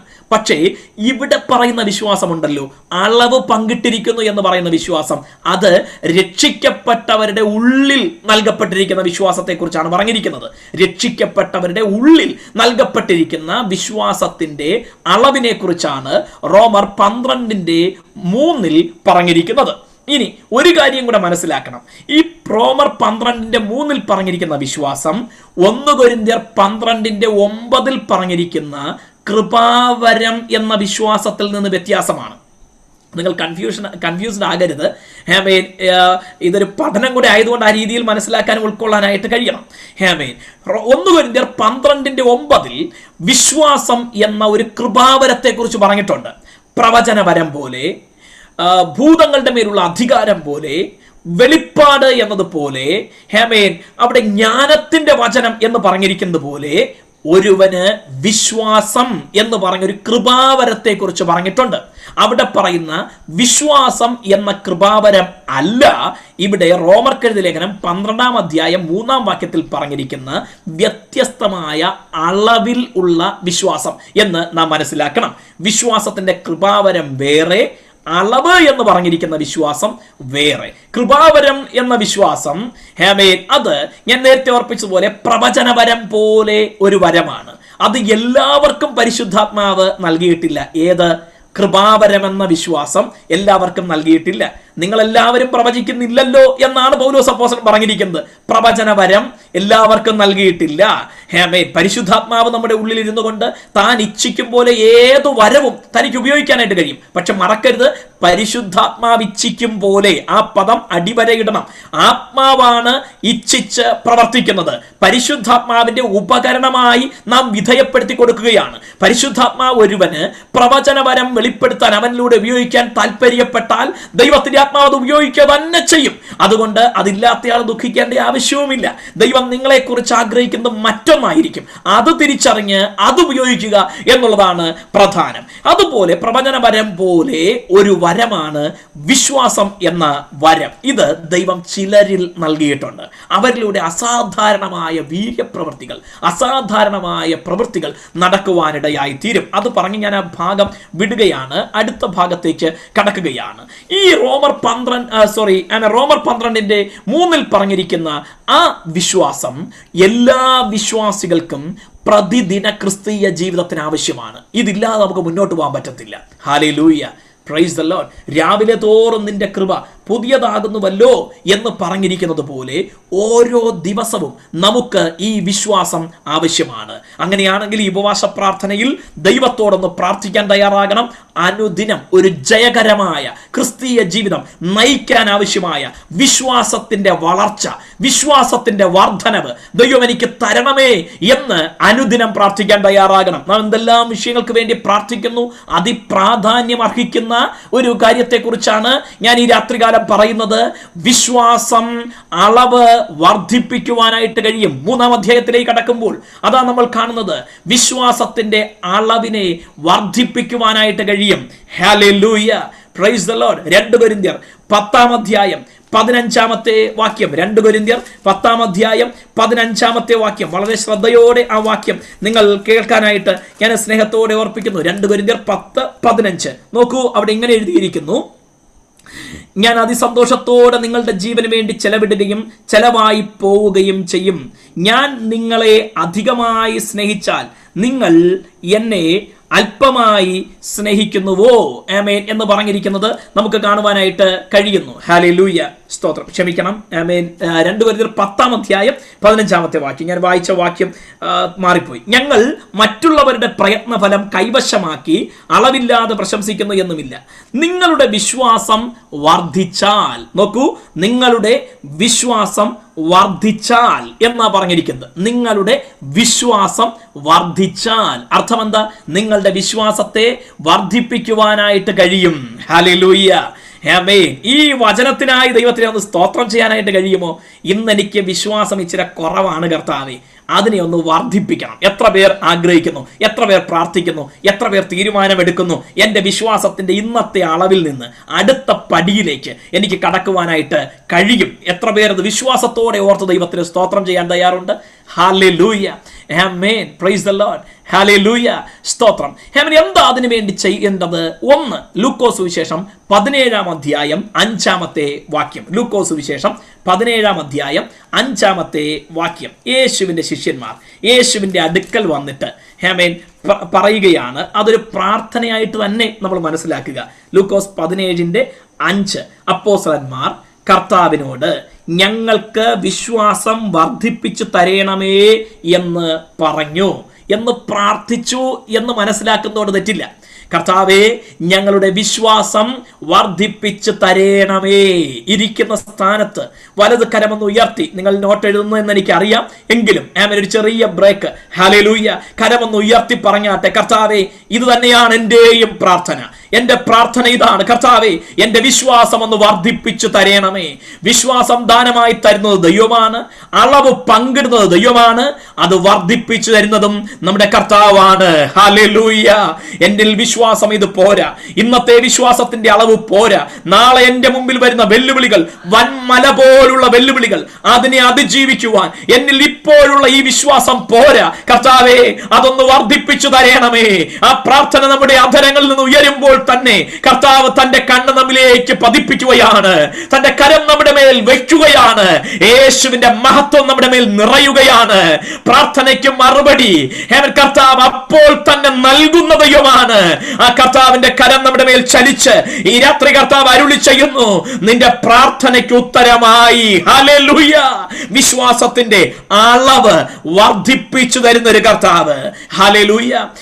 ചിലര് ഇവിടെ വായിക്കുമ്പോൾ പറയാറുണ്ട്, നമ്മൾ ഇന്ന് അങ്ങനെ പ്രാർത്ഥിക്കേണ്ട ആവശ്യമില്ലെന്ന്. ശിഷ്യന്മാർ പ്രാർത്ഥിച്ചപ്പോൾ നിങ്ങൾ പ്രാർത്ഥിച്ചത് തെറ്റാണെന്ന് യേശു പറഞ്ഞില്ല. നിങ്ങൾ അങ്ങനെ പ്രാർത്ഥിക്കരുത് ആയിരുന്നു എന്ന് യേശു പറഞ്ഞില്ല. ഇനി മേലിൽ നിങ്ങൾ ഇങ്ങനെ ചോദിച്ചേക്കരുത് എന്ന് കർത്താവ് പറഞ്ഞില്ല. ഹല്ലേലൂയ. കർത്താവ് അവിടെ അവരോട് പറയുന്നുണ്ട്, വിശ്വാസത്തിന്റെ പ്രാധാന്യം എന്താണെന്ന് അടുത്ത് പറയുന്നുണ്ട്. കടുകുമണിയോളം വിശ്വാസമുണ്ടെങ്കിൽ ഈ കാട്ടത്തിയോട് വേരോടെ പറഞ്ഞ് കടലിൽ നട്ടുപോക എന്ന് പറഞ്ഞാൽ അത് നിങ്ങളെ അനുസരിക്കും എന്നാണ് കർത്താവ് മറുപടി പറഞ്ഞത്. അത് പോസിറ്റീവായ ഒരു മറുപടിയാണ്. ഹല്ലേലൂയ. അവരെ നിരുത്സാഹപ്പെടുത്തുകയല്ല കർത്താവ് ചെയ്തത്. നിങ്ങൾ പ്രാർത്ഥിച്ചത് ശരിയായില്ല, അല്ലെങ്കിൽ ഇപ്പോൾ നിങ്ങൾക്കുള്ള വിശ്വാസം മതി എന്നല്ല കർത്താവ് പറഞ്ഞത്. വിശ്വാസത്തിന്റെ പ്രാധാന്യം കർത്താവ് അവർക്ക് ബോധ്യപ്പെടുത്തുകയാണ്. എന്ന് പറഞ്ഞാൽ നമ്മുടെ ഭാഷയിൽ പറഞ്ഞു കഴിഞ്ഞാൽ, യേശുവിന്റെ അടുക്കൽ ഈ പത്രോസിൽ, ആ പത്രോസ് ഞാനാണെന്ന് ചിന്തിച്ചാട്ടെ, ആ അന്ത്രയോസ് ഞാനാണ്, ആ യാക്കോബ് ഞാനാണ്, യോഹന്നാൻ ഞാനാണ്, മത്തായി ഞാനാണ്. യേശുവിന്റെ അടുക്കലേക്ക് ഞാൻ ചെല്ലുകയാണ്. യേശുവിന്റെ അടുത്ത് എന്നിട്ട് പറയുക, കർത്താവേ എൻ്റെ വിശ്വാസം ഇത് പോരാ, അതൊന്ന് വർദ്ധിപ്പിച്ചു തരണമേ എന്ന് പറയുകയാണ്, പ്രാർത്ഥിക്കുകയാണ്. സങ്കല്പിച്ചാട്ടെ പ്രാർത്ഥിക്കുമ്പോൾ യേശു മറുപടി പറയുകയാണ്. ഇങ്ങനെയാ കർത്താവ് പറയുന്നത്, കൊള്ളാം മോനെ, നിന്റെ നല്ല ആഗ്രഹം, നിന്റെ നല്ല പ്രാർത്ഥന, ഈ വിശ്വാസത്തിന്റെ പ്രാധാന്യം നീ തിരിച്ചറിഞ്ഞല്ലോ അല്ലേ? ഒരു കടുകുമണിയോളം വിശ്വാസം ഉണ്ടെങ്കിലുണ്ടല്ലോ, ഈ നിൽക്കുന്ന കാട്ടത്തി മരം ഉണ്ടല്ലോ, അതിനോട് വേരോടെ പറഞ്ഞ് കടലിൽ ചാടിപ്പോക എന്ന് നീ പറഞ്ഞാൽ അത് നിന്നെ അനുസരിക്കും. അത്രയും പ്രാധാന്യമുണ്ട് ഈ വിശ്വാസത്തിന്, നിനക്കത് മനസ്സിലാക്കാൻ കഴിഞ്ഞല്ലോ എന്ന് പറഞ്ഞ് കർത്താവ് അവരെ പ്രോത്സാഹിപ്പിക്കുകയായിരുന്നു, അഭിനന്ദിക്കുകയായിരുന്നു. ഹല്ലേലൂയ. അല്ലാതെ നിങ്ങൾക്ക് ഇപ്പോഴുള്ള വിശ്വാസം ഒത്തിരി ഉണ്ട്, കടുകുമണിയോളം മതി, അത്രയും മതി എന്നൊന്നുമല്ല കർത്താവ് പറയാം. പ്രോത്സാഹിപ്പിക്കുക അവരുടെ ഉള്ളിലെ പ്രാർത്ഥന, നല്ല അഭിലാഷം. ഹല്ലേലൂയ. ഇന്ന് രാത്രിയിൽ ആരൊക്കെ കർത്താവിന്റെ അടുക്കൽ ചെന്ന് എൻ്റെ വിശ്വാസം ഒന്ന് വർദ്ധിപ്പിക്കണമേ എന്ന് പ്രാർത്ഥിക്കുന്നുവോ അവരെയൊക്കെ നോക്കി കർത്താവ് അഭിമാനിക്കുകയാണ്, കർത്താവ് സന്തോഷിക്കുക. യേശു പറയുക, എൻ്റെ മോൻ ഇങ്ങനെ ഒരു ആഗ്രഹം ഉണ്ടായല്ലോ. ഹല്ലേലൂയ. ഈ ഉപവാസ പ്രാർത്ഥനയിൽ അവൻ എന്നോട് 2 നില വീടല്ലല്ലോ ചോദിച്ചത്. ഇപ്പോഴുള്ള ആ വീട് ഇപ്പൊ 4 മുറിയേ ഉള്ളൂ, ഞങ്ങളുടെ വീട്ടിൽ 5 പേരുണ്ട്, അതുകൊണ്ട് ഒരു മുറി കൂടെ വേണം, അതൊരു മുറി കൂടെ പണിയാൻ വേണ്ടി ഇപ്പൊ ഞങ്ങൾ വീടിരിക്കുന്ന സ്ഥലത്ത് കോർപ്പറേഷനിൽ നിന്ന് അതിനുള്ള പെർമിഷൻ കിട്ടാൻ വേണ്ടി കർത്താവെ ഒന്ന് ഇടപെടണമേ എന്നല്ലല്ലോ പ്രാർത്ഥിച്ചത്. ഞാൻ ഉദാഹരണമായി പറയുകയാണ്, ഇങ്ങനൊന്നും പ്രാർത്ഥിക്കുന്നത് തെറ്റൊന്നും അല്ല ഞാൻ പറഞ്ഞത്. ഹല്ലേലൂയ. അതിനേക്കാൾ ഉപരിയായി ഈ പ്രാർത്ഥനാ മധ്യത്തിൽ, ഈ ഉപവാസത്തിന്റെ മധ്യത്തിൽ ഉയർന്ന തലത്തിൽ ചിന്തിച്ചുകൊണ്ട്, ഉന്നതമായ ദൈവിക പദ്ധതിയെ തിരിച്ചറിഞ്ഞുകൊണ്ട് കാട്ടത്തിയ വേരോടെ പറഞ്ഞ് കടലിൽ ചാടി നട്ടുപോക എന്ന് കൽപ്പിക്കാൻ കഴിയുന്ന ആ വിശ്വാസത്തിന്റെ അളവൊന്ന് വർദ്ധിപ്പിച്ചു തരണമേ എന്ന പ്രാർത്ഥന എന്റെ യേശു ഇഷ്ടപ്പെടുന്നു. ഹല്ലേലൂയ. ആത്മാവിൽ ഞാൻ വിശ്വാസത്തോടെ ഇങ്ങനെ പറയുക, കർത്താവ് നമ്മുടെ അടുത്ത് ഇപ്പോ നിന്നുകൊണ്ട് നമ്മളെ ഒന്ന് കെട്ടിപ്പിടിക്കുക. ഹല്ലേലൂയ. നമ്മുടെ നെറ്റിയിൽ ഒരു ഉമ്മ തരികയ. എന്നിട്ട് കർത്താവ് പറയുക, എന്റെ മോനെ, നീ ഇങ്ങനെ പ്രാർത്ഥിക്കുമെന്ന് ഞാൻ പ്രതീക്ഷിച്ചിരുന്നില്ലടാ. ഹല്ലേലൂയ. എന്റെ മോളെ, നിന്റെ ഹൃദയത്തിനകത്ത് ഇങ്ങനെ ഒരു ആഗ്രഹം ഉണ്ടാകുമെന്ന് ഞാൻ പ്രതീക്ഷിച്ചിരുന്നില്ലടാ. നിന്റെ ഈ ആഗ്രഹം എത്ര നല്ലത്, ഞാനത് സാധിപ്പിച്ചു തന്നിരിക്കുന്നു. ഹല്ലേലൂയ. ശലോമോൻ ദൈവത്തോട് പ്രാർത്ഥിച്ചു, കർത്താവ് ഈ ജനത്തെ ഭരിക്കാൻ എനിക്ക് ജ്ഞാനം വേണം. ഹല്ലേലൂയ. സ്തോത്രം. ആമേൻ. Praise the Lord. ദാവീദ് ശലോമോനെ കുറിച്ച് ജനത്തോട് പറഞ്ഞത് ഇങ്ങനെയാണ്, എന്റെ മോൻ ഇളപ്പവും ചെറുപ്രായവും ഉള്ളവനാണ്, ഇത്രയും മഹാജനത്തെ ഭരിക്കാനുള്ള അറിവും കഴിവും ഒന്നും അവനില്ല, അതുകൊണ്ട് നിങ്ങൾ അവന്റെ ഒപ്പം നിന്നേക്കണം കേട്ടോ എന്നാ ദാവീദ് പറഞ്ഞത്. തന്നെ ആദ്യ രാജ്യഭാരം ഏറ്റെടുത്ത അധികം വൈകാതെ ദൈവത്തിന്റെ സന്നിധിയിൽ പ്രാർത്ഥിക്കാൻ നിനക്ക് ഇഷ്ടമുള്ളത് ചോദിച്ചോ എന്നൊരവസരം കിട്ടിയപ്പോൾ അപ്പന്റെ മനസ്സിലെ, മരിച്ചുപോയെങ്കിലും അപ്പന്റെ മനസ്സിലെ തന്നെ കുറിച്ചുള്ള വേവലാതി ഉള്ളിൽ നീറുന്നത് കൊണ്ട് കൂടെ ആയിരിക്കാം ശലോമോൻ ഒരു കാര്യം തിരിച്ചറിഞ്ഞു.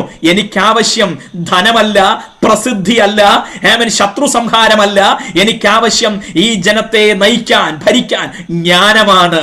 അങ്ങനെയാണെങ്കിൽ ഇന്ന് രാത്രിയിൽ ശലോമോനിലും വലിയവനായ കർത്താവ് നമ്മുടെ മധ്യത്തിൽ ഇറങ്ങി വന്നിട്ടുണ്ട്.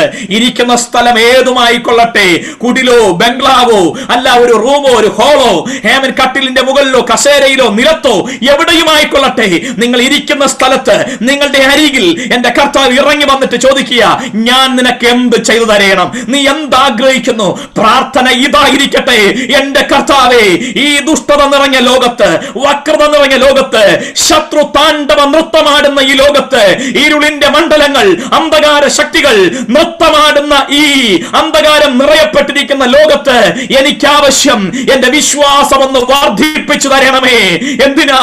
കാട്ടത്തിയെ പിഴുത് കടലിലേക്ക് നട്ടുപോകാൻ കൽപ്പിക്കുവാൻ, അധികാരം ഉപയോഗിക്കുവാൻ, എന്റെ മേൽ പകരപ്പെട്ടിരിക്കുന്ന അഭിഷേകത്തിന്റെ ശക്തി ഉപയോഗിക്കുവാൻ എന്റെ വിശ്വാസം ഒന്ന് വർദ്ധിപ്പിച്ചു തരണമേ കർത്താവേ.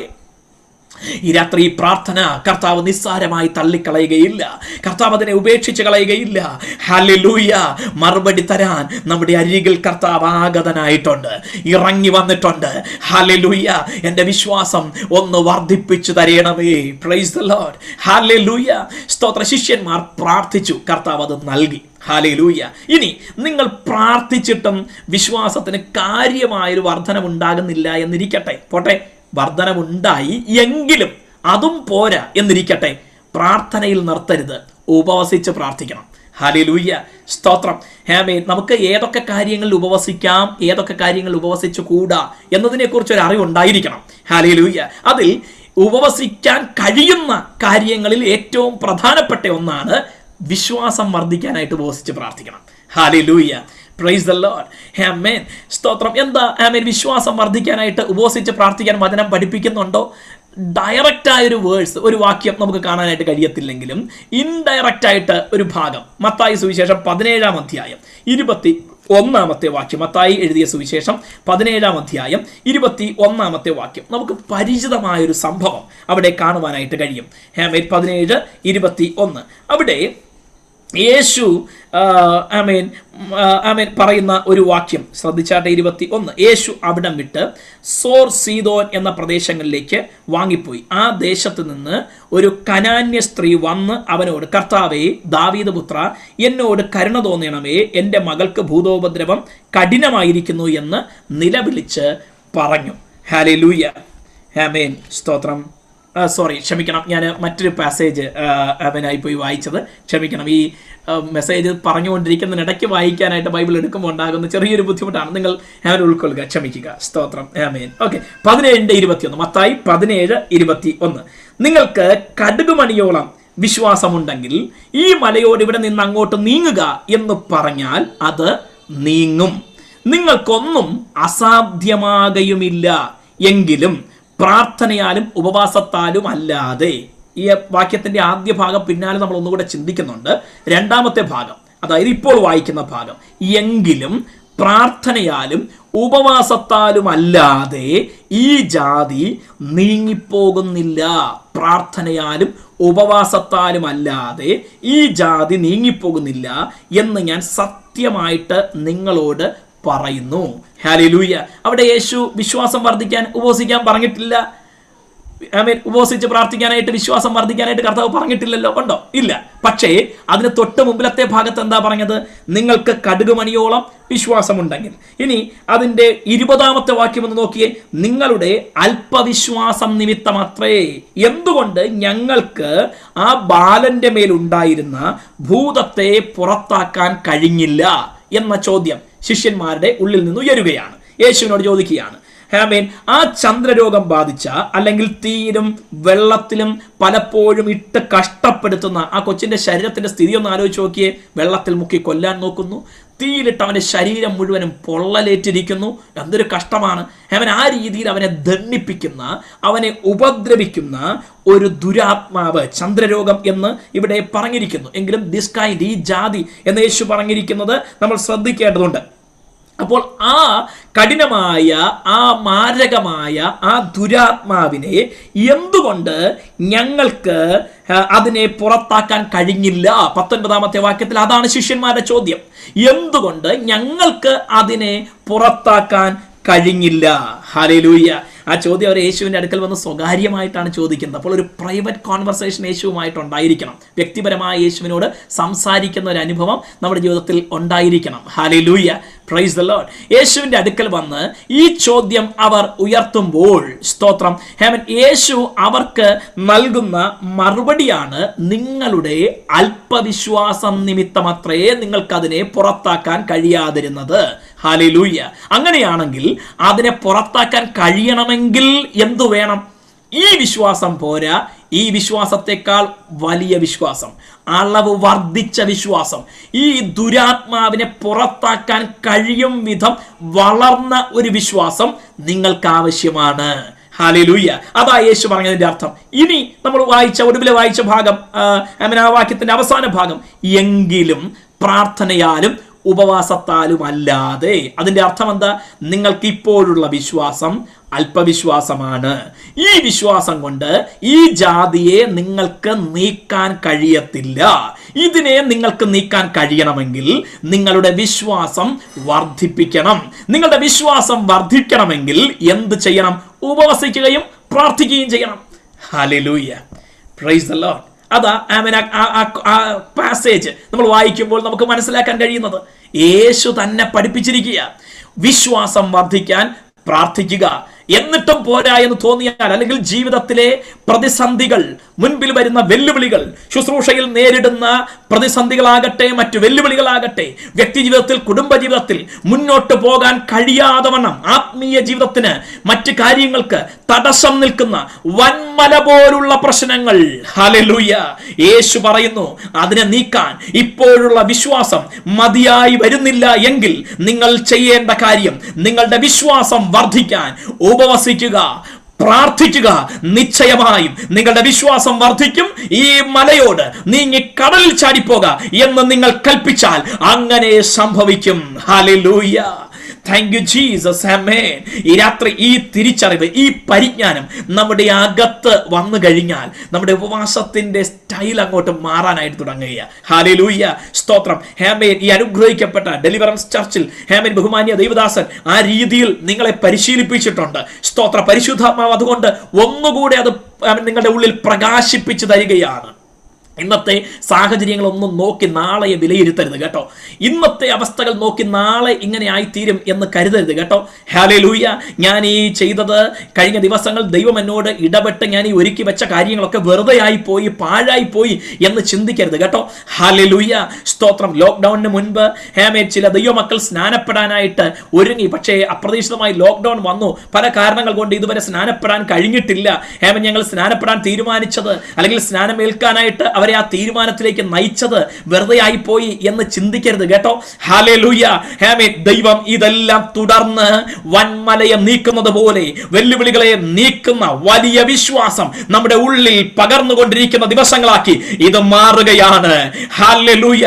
നാം തിരിച്ചറിയും, 5 പേർ സ്നാനപ്പെടാനിരുന്ന സ്ഥാനത്ത് അതിനെ 10 അല്ല, 20 അല്ല, 100 ആക്കി ദൈവം വർദ്ധിപ്പിക്കുന്നത് നാം കാണുവാനായിട്ട് പോവുകയാണ്. ഹല്ലേലൂയ. നമ്മുടെ വിശ്വാസം വർദ്ധിക്കുന്നതനുസരിച്ച് മുൻപിൽ വരുന്ന വൻമലകളെ എതിരിടുവാനുള്ള ബലവും നമ്മിൽ വർദ്ധിക്കുകയാണ്. ഹല്ലേലൂയ. ഈ രാത്രിയിൽ ആർക്ക് പറയാനായിട്ട് കഴിയും, എന്റെ മുന്നിൽ വരുന്ന മലയെ നോക്കി ഞാൻ ഭാരപ്പെടുന്നില്ല, ഭയപ്പെടുന്നില്ല. കടം ഒരു വൻമല പോലെ ഉയരുന്നത് കണ്ട് ഞാൻ ഭയപ്പെടുന്നില്ല. ലോൺ മുടങ്ങിക്കിടക്കുന്നത് കണ്ട്, നോട്ടീസ് ഒന്നിനു പുറകെ ഒന്നായി വന്നത് കണ്ട് ഞാൻ ഭയപ്പെടുന്നില്ല. ഇന്ന് രാത്രി ഞാൻ വിശ്വാസത്തോടെ ഒന്നറിയുന്നു, ഈ ഉപവാസ പ്രാർത്ഥനയിൽ എന്റെ വിശ്വാസം വർദ്ധിക്കും. ഹല്ലേലൂയ. ഞാൻ അതിനായിട്ട് ഈ ദിവസം ഉപവസിക്കുന്നു, പ്രാർത്ഥിക്കുന്നു. എന്റെ മുൻപിലെ വൻ വെല്ലുവിളികൾ, വൻ മലകൾ ദൈവം എടുത്തു മാറ്റുവാനായിട്ട് പോവുകയാണ്.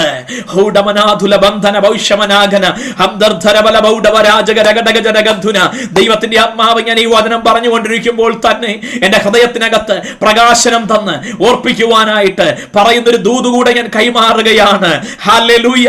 പ്രാർത്ഥിക്കുമ്പോഴും പ്രാർത്ഥിക്കുന്ന സമയത്ത് മാത്രം ഹല്ലേലൂയ ഒരു ആശ്വാസം, പ്രാർത്ഥിക്കുന്ന സമയത്ത് മാത്രം ഹൃദയത്തിനകത്ത് ഒരു സമാധാനം. അത് കഴിഞ്ഞ് ചില മിനിറ്റുകൾ കഴിയുമ്പോൾ കഴിയുമ്പോൾ വീണ്ടും അസ്വസ്ഥമാകുന്നു, വീണ്ടും ഹൃദയം വിങ്ങുന്നു, വീണ്ടും നിരാശപ്പെടുന്നു, വീണ്ടും മനസ്സിന്റെ താളം തെറ്റിപ്പോകുമോ എന്ന ഭയമുളവാകുന്നു. ദൈവത്തിന്റെ ആത്മാവ് പറയുക, ഹല്ലേലൂയ, ഈ രാത്രി വിശ്വാസത്തിന്റെ വർധനവിന് വേണ്ടി പ്രാർത്ഥിക്കുന്ന ദൈവപൈതലേ, നിന്റെ ഹൃദയത്തിനകത്ത് മലയെ വെല്ലുന്ന ഒരു വിശ്വാസത്തിന്റെ അളവിനെ കർത്താവ് ഇന്ന് രാത്രി നിറച്ചുകൊണ്ടിരിക്കുകയാണ്. ഹല്ലേലൂയ, നിന്നെ അലട്ടിക്കൊണ്ടിരിക്കുന്ന ഈ പ്രശ്നത്തെ ഇന്ന് രാത്രിയിൽ ഇനി മുതൽ നീ കണ്ട് ഭയപ്പെടുകയല്ല, ഭാരപ്പെടുകയല്ല, നീ അതിനെ വെല്ലുവിളിക്കുവാനായിട്ട് പോവുകയാണ്. Hallelujah, you are going to challenge the mountain. നീ വൻമലകളെ വെല്ലുവിളിക്കുന്നവനായി മാറുവാനായിട്ട് പോവുകയാണ്.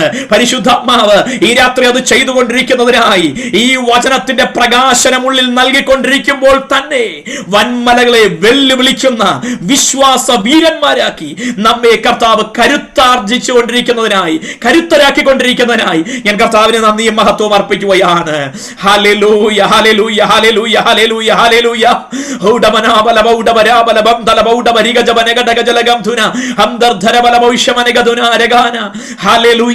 പല കാരണങ്ങൾ നിമിത്തം വിശ്വാസത്തിന്റെ അളവ് ചോർന്നു പോയ ഞാനിത് പറയുമ്പോൾ ദൈവം എൻ്റെ ഹൃദയത്തിൽ പ്രകാശനം തരികയാ. സ്തോത്രം. പല കാരണങ്ങൾ നിമിത്തം വിശ്വാസത്തിന്റെ അളവ് ചോർന്നു പോയ ചിലരെ ദൈവത്തിന്റെ ആത്മാവ് ഇന്ന് രാത്രി കണ്ടുകൊണ്ടിരിക്കുകയാണ്. ഹല്ലേലൂയ.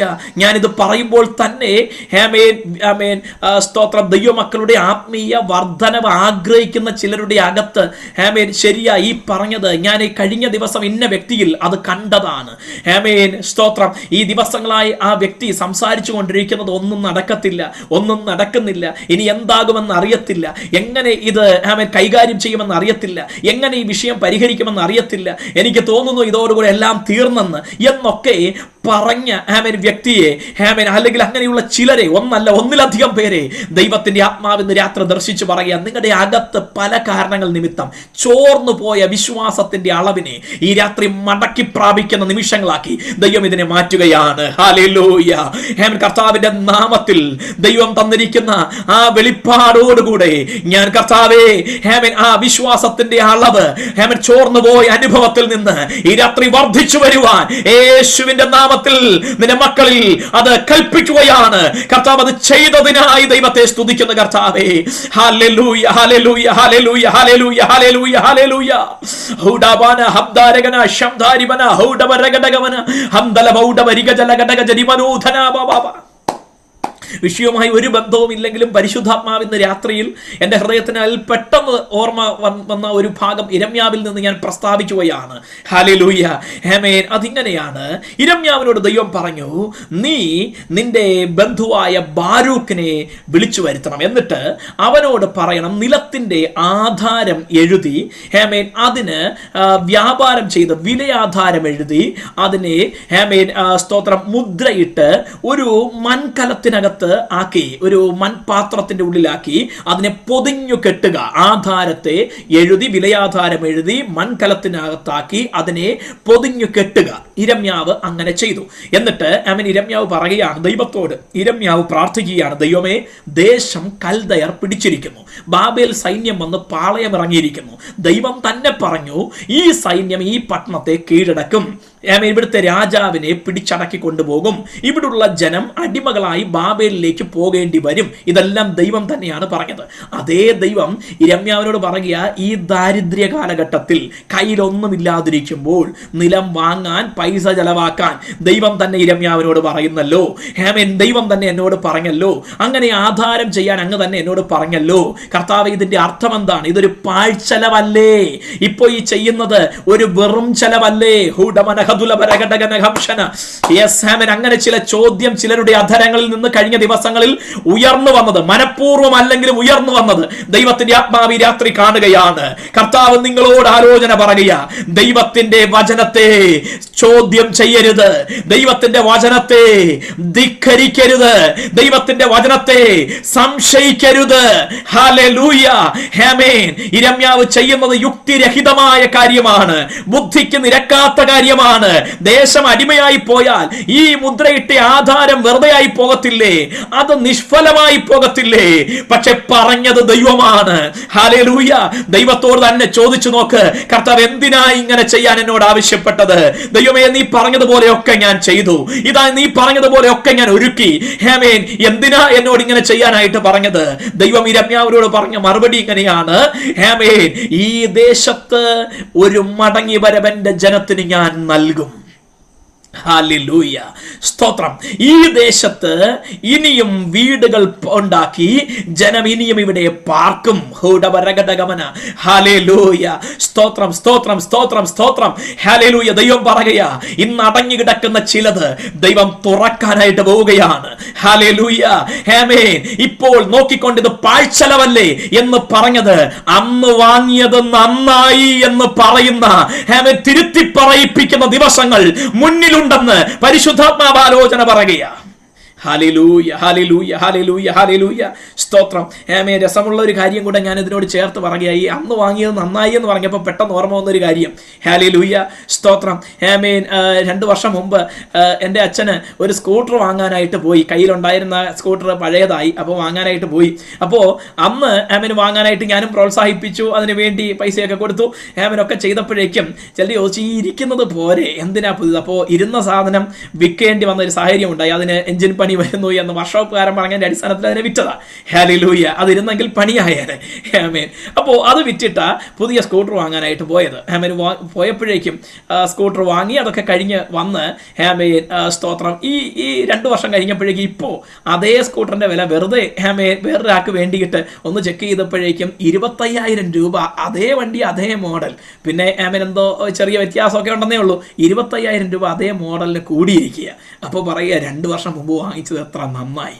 ഹല്ലേലൂയ, ആമേൻ. ഇന്നായിരുന്നെങ്കിൽ അതിന് 25,000 രൂപ കൂടുതൽ കൊടുക്കണമായിരുന്നു. Price the Lord. ഈ രാത്രി ദൈവത്തിന്റെ ആത്മാവ് പറയുക, അന്ന് ചെയ്തത് നന്നായി, അന്ന് വാങ്ങിയത് നന്നായി, അന്ന് അങ്ങനെയൊക്കെ ആമേൻ ഒരുക്കി വെച്ചത് നന്നായി എന്ന് പറയുന്ന ചില അനുഭവങ്ങൾ. എനിക്കറിയത്തില്ല, വിഷയം എന്താണെന്ന് എനിക്കറിയത്തില്ല, പക്ഷെ ദൈവം അങ്ങനെ പറയുന്നു. ചിലർ ചോദ്യം ചെയ്തു, ചിലരുടെ ഉള്ളിൽ സംശയമുണ്ടായി, ഇത് വേണമായിരുന്നുവോ, ഇത് പാഴ്ചെലവിന്റെ ആവശ്യമുണ്ടായിരുന്നുവോ? ദൈവം പറയുക, അതെ, അന്ന് വാങ്ങിയത് നന്നായി എന്ന് പറയുന്ന അനുഭവത്തിലേക്ക് ദൈവം അതിനെ ട്രാൻസ്ഫോം ചെയ്യുന്ന ദിവസങ്ങളാക്കി ഇത് മാറുവാൻ പോവുകയാണെന്ന് പരിശുദ്ധാത്മാവ് ആലോചന പറയുകയാണ്. ഹല്ലേലൂയ, ആമേൻ, ആമേൻ, ആമേൻ. ഞാൻ തിരികെ വരികയാണ്. സ്തോത്രം. അപ്പോൾ യേശു പറയുക, നിങ്ങളുടെ വിശ്വാസം വർദ്ധിപ്പിക്കാൻ, ഹല്ലേലൂയ, സ്തോത്രം, നിങ്ങൾ പ്രാർത്ഥിച്ചാൽ മതി, ഉപവസിച്ചാൽ മതി.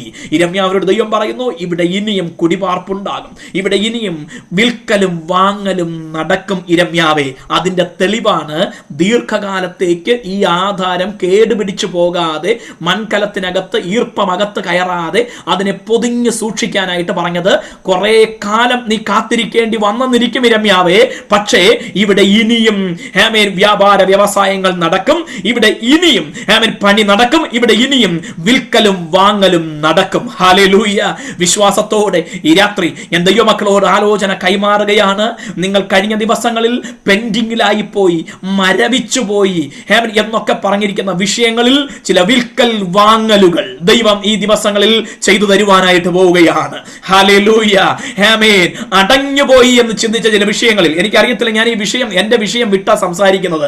ആമേൻ, സ്തോത്രം. സത്യത്തിൽ എനിക്ക് മുൻപ് അവിടെ വന്ന് ശുശ്രൂഷയുള്ള ദൈവദാസന്മാർ പറഞ്ഞത് ഒട്ടും അതിശയോക്തി അല്ല എന്ന് ഈ പ്ലാറ്റ്ഫോമിന്റെ, വെർച്വൽ പ്ലാറ്റ്ഫോമിന്റെ മുമ്പിൽ ഇരുന്ന് ഞാൻ തിരിച്ചറിയുകയാണ്. ഹല്ലേലൂയ, ആമേൻ. എന്റെ നാവ്, ആമേൻ, ദൈവത്തിന്റെ ആത്മാവ് ഉപയോഗിച്ചുകൊണ്ടിരിക്കുന്നു എന്ന് ഞാൻ ഈ രാത്രി വ്യക്തമായി മനസ്സിലാക്കുകയാണ്. ഹല്ലേലൂയ.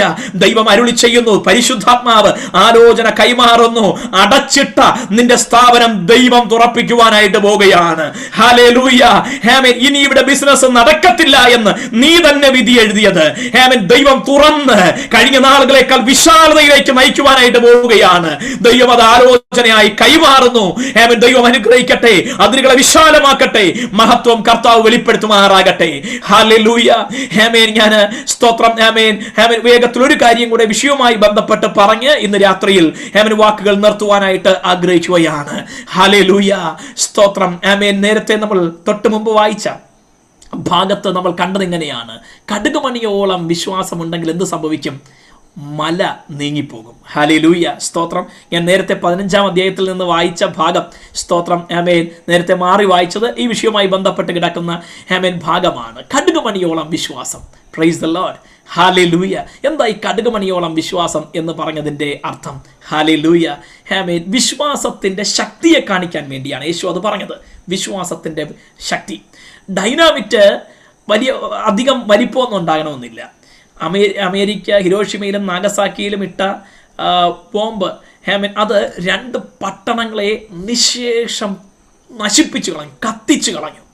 മാത്രമല്ല ഇന്നും ഈ വർഷങ്ങൾ, ആമേൻ, 1945 വിക്ഷേപിച്ച ഇട്ട ആ ബോംബിൻ്റെ ദുർഫലങ്ങൾ ഇന്നും അനുഭവിച്ചുകൊണ്ടിരിക്കുകയാണ്. ആറ്റത്തിൻ്റെ എനർജി, ആറ്റത്തിൻ്റെ ശക്തി, ഒരാറ്റം അല്ലെങ്കിൽ ആറ്റങ്ങൾ വിഘടിക്കുമ്പോഴുണ്ടാകുന്ന ശക്തി അത്ര വലുതാണ്. ഇതുപോലെ വിശ്വാസത്തിൻ്റെ ശക്തിയെ നിങ്ങൾ തിരിച്ചറിയണം. ഹല്ലേലൂയ.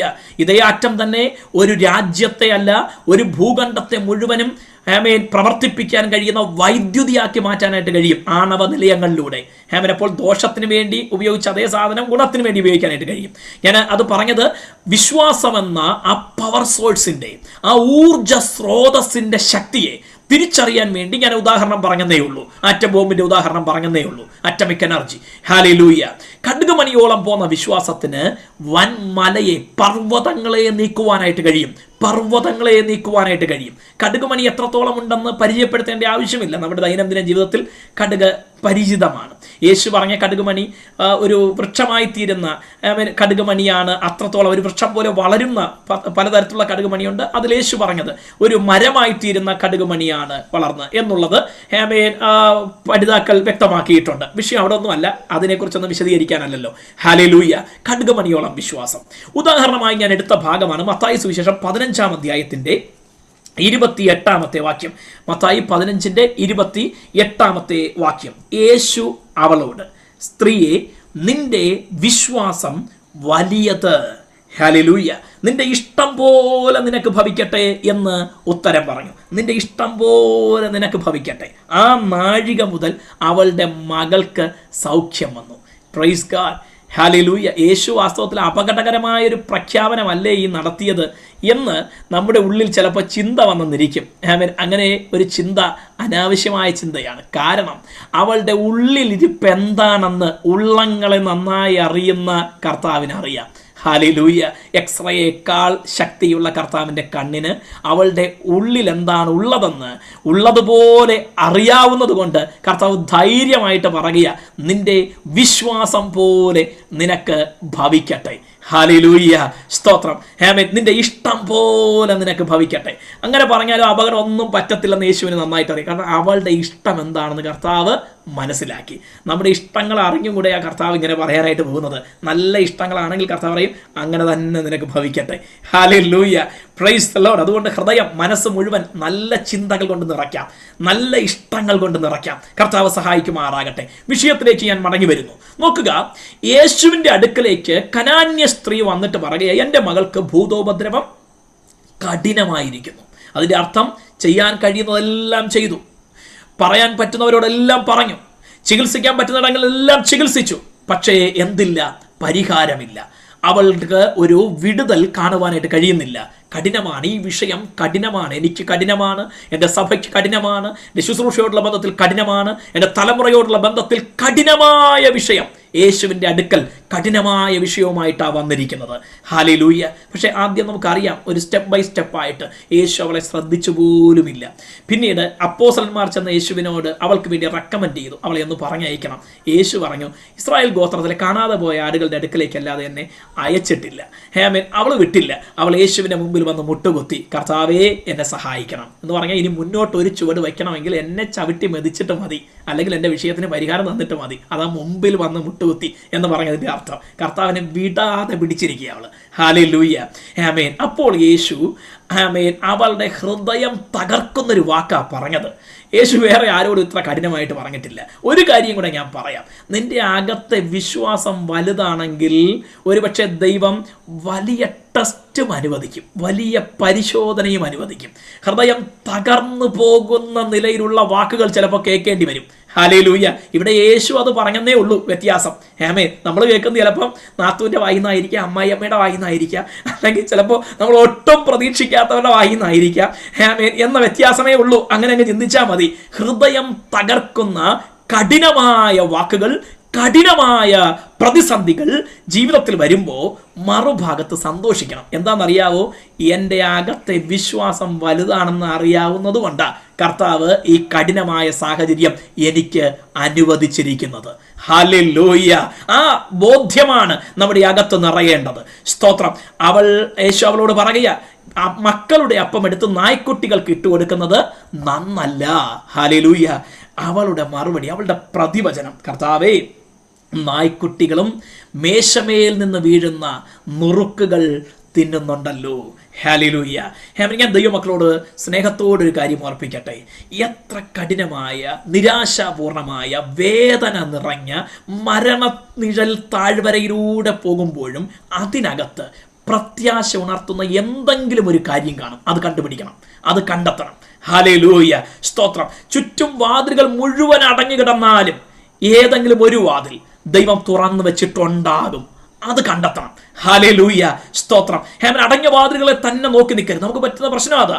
നമ്മൾ വേദനകളെ മാത്രം നോക്കി നിൽക്കുക, കഠിനതകളെ മാത്രം നോക്കി നിൽക്കുക, പ്രതിസന്ധികളെ, പ്രശ്നങ്ങളെ മാത്രം നോക്കി നിൽക്കുക. അതുകൊണ്ട് തുറക്കപ്പെട്ട വാതിൽ കാണാൻ കഴിയാതിരിക്കുന്നു. ദൈവം പറയുക, ഏതെങ്കിലും ഒരു വാതിൽ, പ്രത്യാശയുടെ ഒരു കിരണം, ഒരു മെഴുകുതിരി വെട്ടം എവിടെയെങ്കിലും ഉണ്ടാകും. അത് കാണണം. അവൾ അത് കണ്ടു. അവൾ കണ്ടിട്ട് പറയുക, അവൾ യേശുവിനോട് പ്രതികരിക്കുകയാണ്, മക്കൾ ഉള്ളതാണ് അപ്പമെങ്കിലും നുറുക്കുകൾ നായ്ക്കുട്ടികളും തിന്നുന്നുണ്ടല്ലോ. അവളുടെ മെഴുകുതിരി വെട്ടം അതായിരുന്നു. നുറുക്കുകൾ നായ്ക്കുട്ടികളും തിന്നുന്നുണ്ടല്ലോ. ഹല്ലേലൂയ. യേശു അതിന് കൊടുത്ത മറുപടിയാണ് നമ്മൾ വായിച്ചത്. സ്ത്രീയെ, നിന്റെ വിശ്വാസം വലിയത്. ഹല്ലേലൂയ. സ്തോത്രം. നിന്റെ ഇഷ്ടം പോലെ നിനക്ക് ഭവിക്കട്ടെ. എന്താ ഈ സ്ത്രീയുടെ വിശ്വാസം വലുത് എന്ന് പറയാനായിട്ട് കാരണം? അവൾ പറഞ്ഞില്ലേ, ഒരു നുറുക്ക്, അപ്പ നുറുക്കെന്ന് പറഞ്ഞില്ലേ, അപ്പ നുറുക്ക്. ആ യേശുവേ, നിന്റെ മേലുള്ള ആ ശക്തി ഉണ്ടല്ലോ, ആ അധികാരമുണ്ടല്ലോ, ആ മഹത്വമുണ്ടല്ലോ, അത് മൊത്തമൊന്നും എനിക്ക് വേണ്ട. എന്തിനാ? ഒരപ്പത്തിന്റെ അളവ് പോലും എനിക്ക് വേണ്ട. എന്റെ പ്രശ്നം അതികഠിനമാണ്, വൻമല പോലുള്ള പ്രശ്നമാണ്. പക്ഷേ എനിക്ക് കടുകുമണിയോളം പോകുന്ന ഒരു നുറുക്കുണ്ടല്ലോ, ആ ഒരു നുറുക്ക് മതി എൻ്റെ ഈ കഠിനമായ പ്രശ്നത്തിന് പരിഹാരം വരുമെന്ന് എനിക്കറിയാം. ഹല്ലേലൂയ. സ്തോത്രം. ദൈവശക്തിയുടെ അളവറ്റ വലിപ്പം, ദൈവശക്തിയുടെ അളവറ്റ വലിപ്പം. എഫേസ്യ ലേഖനത്തിൽ അപ്പോസ്തലനായ പൗലോസ് അതാ കുറിച്ചു വച്ചിരിക്കുന്നത്. നിങ്ങളുടെ ഹൃദയ ദൃഷ്ടി പ്രകാശിച്ചിട്ട് വിളിയാനുള്ള ആശ ഇന്നതെന്ന് അറിയേണ്ടതിനും വിശ്വസിക്കുന്ന നിങ്ങളിൽ വ്യാപരിക്കുന്ന ദൈവശക്തിയുടെ അളവറ്റ വലിപ്പം, immeasurable power of God. Hallelujah. അളക്കുവാൻ കഴിയാത്തതാണ് ദൈവത്തിന്റെ ശക്തി. സ്തോത്രം. എനിക്ക് വാക്കുകൾ മുഴുവിപ്പിക്കാനായിട്ട് കഴിയുന്നില്ല. വാക്കുകൾക്ക് വേണ്ടി ഞാൻ പരതുകയാണ്. സ്തോത്രം. അതിനെ വിശദീകരിക്കുവാൻ എനിക്ക് വാക്കുകൾ കിട്ടുന്നില്ല. ഞാൻ ഓർപ്പിക്കട്ടെ, ഈ അളവറ്റ ശക്തിയുടെ വലിപ്പത്തെ തിരിച്ചറിഞ്ഞാൽ നീ പറയും, എനിക്ക് ഒത്തിരിയൊന്നും വേണ്ട, ഒരു നുറുക്കുമതി. ദൈവശക്തിയുടെ ഒരു നുറുക്കുമതി. വിശ്വസിക്കുന്ന ഞങ്ങൾക്ക് വേണ്ടി വ്യാപരിക്കുന്ന, ഞങ്ങളിലൂടെ വ്യാപരിക്കുന്ന, ഞങ്ങളിൽ വ്യാപരിക്കുന്ന ആ ദൈവശക്തിയുടെ അളവറ്റ വലിപ്പത്തിന്റെ ഒരു നുറുക്കുമതി. അതികഠിനമായ എന്റെ പ്രശ്നത്തിന് ഇന്ന് രാത്രിയിൽ പരിഹാരമുണ്ടാകുവാൻ.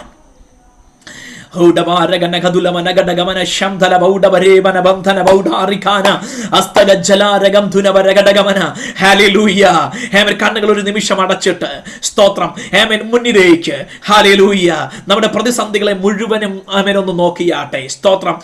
ഹല്ലേലൂയ. അത് കണ്ട് തളരാൻ വേണ്ടിയല്ല പറയുന്നത്. ഹല്ലേലൂയ. പ്രശ്നം എന്തുമായിക്കൊള്ളട്ടെ, നിന്റെ വിദ്യാഭ്യാസം പാതി വഴിയിൽ മുട്ടി നിൽക്കുന്നതാണോ? സ്തോത്രം. ഹല്ലേലൂയ. നീ യോഗ്യത ഉണ്ടായിരുന്നു എന്ന് കരുതിയിട്ടും അഡ്മിഷൻ ലഭിക്കാതിരിക്കുന്നതാണോ? ഹല്ലേലൂയ. ദൈവവൈതലേ, ദൈവത്തിന് നിന്നെ കുറിച്ച് വ്യത്യസ്തവും ഉന്നതവുമായൊരു പദ്ധതിയുണ്ട്. ഹല്ലേലൂയ.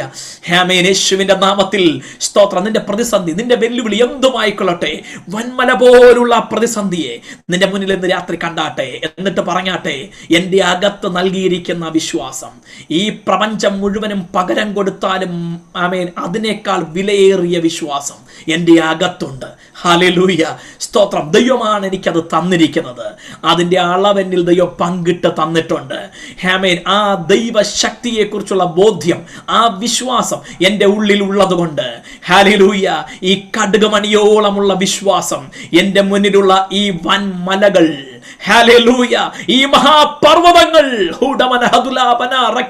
സെരുബ്ബാബേലിന്റെ മുൻപിലുള്ള മഹാപർവ്വതമേ, നീ സമഭൂമിയായി തീരും. ഹല്ലേലൂയ. അതിന് കൃപ കൃപ എന്ന ആർപ്പോടുകൂടെ ആണിക്കല്ലു കയറ്റും. സ്തോത്രം. ഈ രാത്രി ദൈവം പറയുക, പൂർത്തീകരണത്തിന്റെ നിമിഷം നീ കാണുവാനായിട്ട് പോകുക. ഹല്ലേലൂയ. കാലേബ് പറയുന്നു, 40 വർഷങ്ങൾക്ക് മുൻപ് മോശ എന്നെ ഒറ്റുനോക്കാൻ അയച്ച നാളിലെ പോലെ തന്നെ എനിക്ക് ആരോഗ്യം ഇപ്പോഴുമുണ്ട്. മല കയറാൻ, പടവെട്ടാൻ എനിക്ക് ഇപ്പോഴും അതുപോലെ ആരോഗ്യമുണ്ട്. എനിക്കൊരു കാര്യം ഉറപ്പുണ്ട്, ഈ അനാക്യ മല്ലന്മാർ പാർക്കുന്ന ഈ മലയുണ്ടല്ലോ, ഈ മല എനിക്ക് താ, ഞാൻ അത് പിടിച്ചെടുത്തുകൊള്ളാം. ഹല്ലേലൂയ. ദൈവം ഇന്ന് രാത്രി നിന്നോട് പറയുക, നിന്റെ മുൻപിലുള്ള വാഗ്ദത്തങ്ങൾക്ക് തടസ്സം നിൽക്കുന്ന അനാക്യ മല്ലന്മാർ പാർക്കുന്ന മലയായിരിക്കാം. കർത്താവ് പറയുക, നീ വിശ്വാസത്താൽ അതിനെ പിടിച്ചടക്കുവാനായിട്ട് പോകുകയാണ്. ഈ വൻ പർവ്വതങ്ങളെ വിശ്വാസത്താൽ നീ സമഭൂമിയാക്കിയിട്ട് ദൈവത്തിന്റെ ആലയത്തിന്റെ, ദൈവത്തിന്റെ പദ്ധതികളുടെ പണി അതിന്റെ ആണിക്കല്ല് കയറ്റി പൂർത്തീകരിക്കുന്ന അനുഭവം ദൈവം നിന്റെ ജീവിതത്തിൽ, നിന്റെ കൺമുൻപിൽ കാണിച്ചു തരുവാൻ പോകുകയാ. ഹല്ലേലൂയ. വിശ്വാസത്തിന്റെ ശക്തിയെ കുറച്ചു കാണരുത്, വിശ്വാസത്തിന്റെ വലിപ്പത്തെ കുറച്ചു കാണരുത്. ദൈവം നിന്നിൽ അത് തന്നിരിക്കുന്നത് വലിയ പ്രതീക്ഷയോടെയാ. ഈ രാത്രി അത് ഉപയോഗിച്ചാട്ടെ. യേശുവിന്റെ അധികാരമുള്ള നാമത്തിൽ നല്ല കർത്താവേ, ഈ പ്രാർത്ഥനയുടെ ഉപവാസത്തിന്റെ അന്ത്യവാരത്തിലേക്ക് നിന്റെ മക്കൾ പ്രവേശിച്ചിരിക്കുമ്പോൾ കർത്താവേ, വിശ്വാസത്തെ കുറിച്ച് ഞങ്ങൾ കേട്ട തിരുവെഴുത്തുകൾക്കായി സ്തോത്രം. ഞങ്ങളുടെ അകത്ത് ദൈവം അത് നൽകിയിരിക്കുന്നതിനായി സ്തോത്രം. കടുകുമണിയോളം പോകുന്ന വിശ്വാസം മുൻപിലുള്ള വൻമലകളെ തൂത്തെറിയുവാൻ സമഭൂമിയാക്കിയിട്ട് അവിടെ ദൈവത്തിന്റെ പണി പൂർത്തീകരിപ്പിക്കുന്നതാണെന്ന് അറിഞ്ഞ് ഞങ്ങളുടെ അകത്ത് ആ വിശ്വാസം വർദ്ധിച്ചു വരുവാൻ ഞങ്ങൾ പ്രാർത്ഥിക്കുന്നു. കർത്താവേ, ഡെലിവറൻസ് ചർച്ചിനായി സ്തോത്രം. അങ്ങനെ വിലയേറിയ അഭിഷിക്തനും തനിക്കൊപ്പം ചുമൽ കൊടുക്കുന്ന, കൈത്താങ്ങുന്ന ദൈവജനത്തിനുമായി സ്തോത്രം. ഹല്ലേലൂയ. സഭയെ ദൈവം ആശീർവദിക്കണമേ, അഭിഷിക്തനെ ദൈവം ആദരിച്ച് ഉയർത്തണമേ കർത്താവേ. മുഴുമഹത്വം ഞങ്ങൾ അങ്ങേക്ക് അർപ്പിക്കുന്നു യേശു ക്രിസ്തുവിൻ നാമത്തിൽ പിതാവേ. ആമേൻ, ആമേൻ, ആമേൻ. ഹല്ലേലൂയ. Praise the Lord. ഹല്ലേലൂയ. ആമേൻ. കർത്താവിന്റെ അഭിഷേകത്തിലൂടെ വളരെ അനുഗ്രഹിക്കപ്പെട്ട നിലവാരത്തിൽ ഇന്ന് രാത്രി ദൈവം നമ്മളോട് സംസാരിച്ചല്ലോ. വ്യക്തിപരമായി പരിശുദ്ധാത്മാവ് നമ്മളോട് സംസാരിച്ചു. നമ്മുടെ വിശ്വാസത്തെ വർദ്ധിപ്പിക്കുന്ന ആഴമായ ദൈവിക ആലോചന ഇന്ന് രാത്രിയിൽ ദൈവം നമ്മെ കേൾപ്പിച്ചു. എത്ര പേർക്ക് ഇന്ന് രാത്രിയിൽ ആ വലതുകരം ഉയർത്തിക്കൊണ്ട് പറയാൻ കഴിയും, എൻ്റെ വിശ്വാസം വർദ്ധിക്കുകയാണ്, എൻ്റെ വിശ്വാസം വർദ്ധിക്കുകയാണ്. ആ വിശ്വാസം വർദ്ധിക്കുവാൻ ഞാൻ എന്താണ് ചെയ്യേണ്ടത്, ഞാൻ എപ്രകാരമാണ് ആയിരിക്കേണ്ടത് എന്നുള്ള തിരിച്ചറിവ് ഇന്ന് രാത്രിയിൽ സ്വർഗത്തിലെ ദൈവം നമുക്ക് നൽകിയല്ലോ. നാളെ വൈകിട്ടും കർത്താവിൻ്റെ അഭിഷിക്തനെ ആമൻ ഇന്നത്തേക്കാൾ ശക്തിയോടെ തീക്കഷണമായി നമ്മുടെ നടുവിൽ നിർത്തേണ്ടതിന് ദൈവദാസൻ പറഞ്ഞില്ലേ, ആമൻ ആമൻ, ഈ ക്ലാസ് എടുക്കുന്നതിന് നടുവിലോ ഒരു പ്രൊഫറ്റിക്കൽ വേർഡ്, പ്രവചന ശബ്ദമായി ദൈവം തന്നെ ഇന്ന് രാത്രി നിർത്തിയല്ലോ. അത് കേട്ടവർക്കറിയാം. ആമൻ, ഇന്നലെ ആമൻ നമ്മുടെ സഭായോഗം പ്രാർത്ഥിച്ച് അവസാനിപ്പിക്കുന്ന തൊട്ടു മുമ്പ് പരിശുദ്ധാത്മാവ് കനാന്യസിയുടെ അപ്പം നുറുക്കുകളെ കുറിച്ച് പറഞ്ഞാണ് ഇന്നലെ അവസാനിപ്പിച്ചതെങ്കിൽ ഇന്നും പരിശുദ്ധാത്മാവ് അവസാനിപ്പിച്ചത് അതേ ദൂതിൽ തന്നെയാണ്.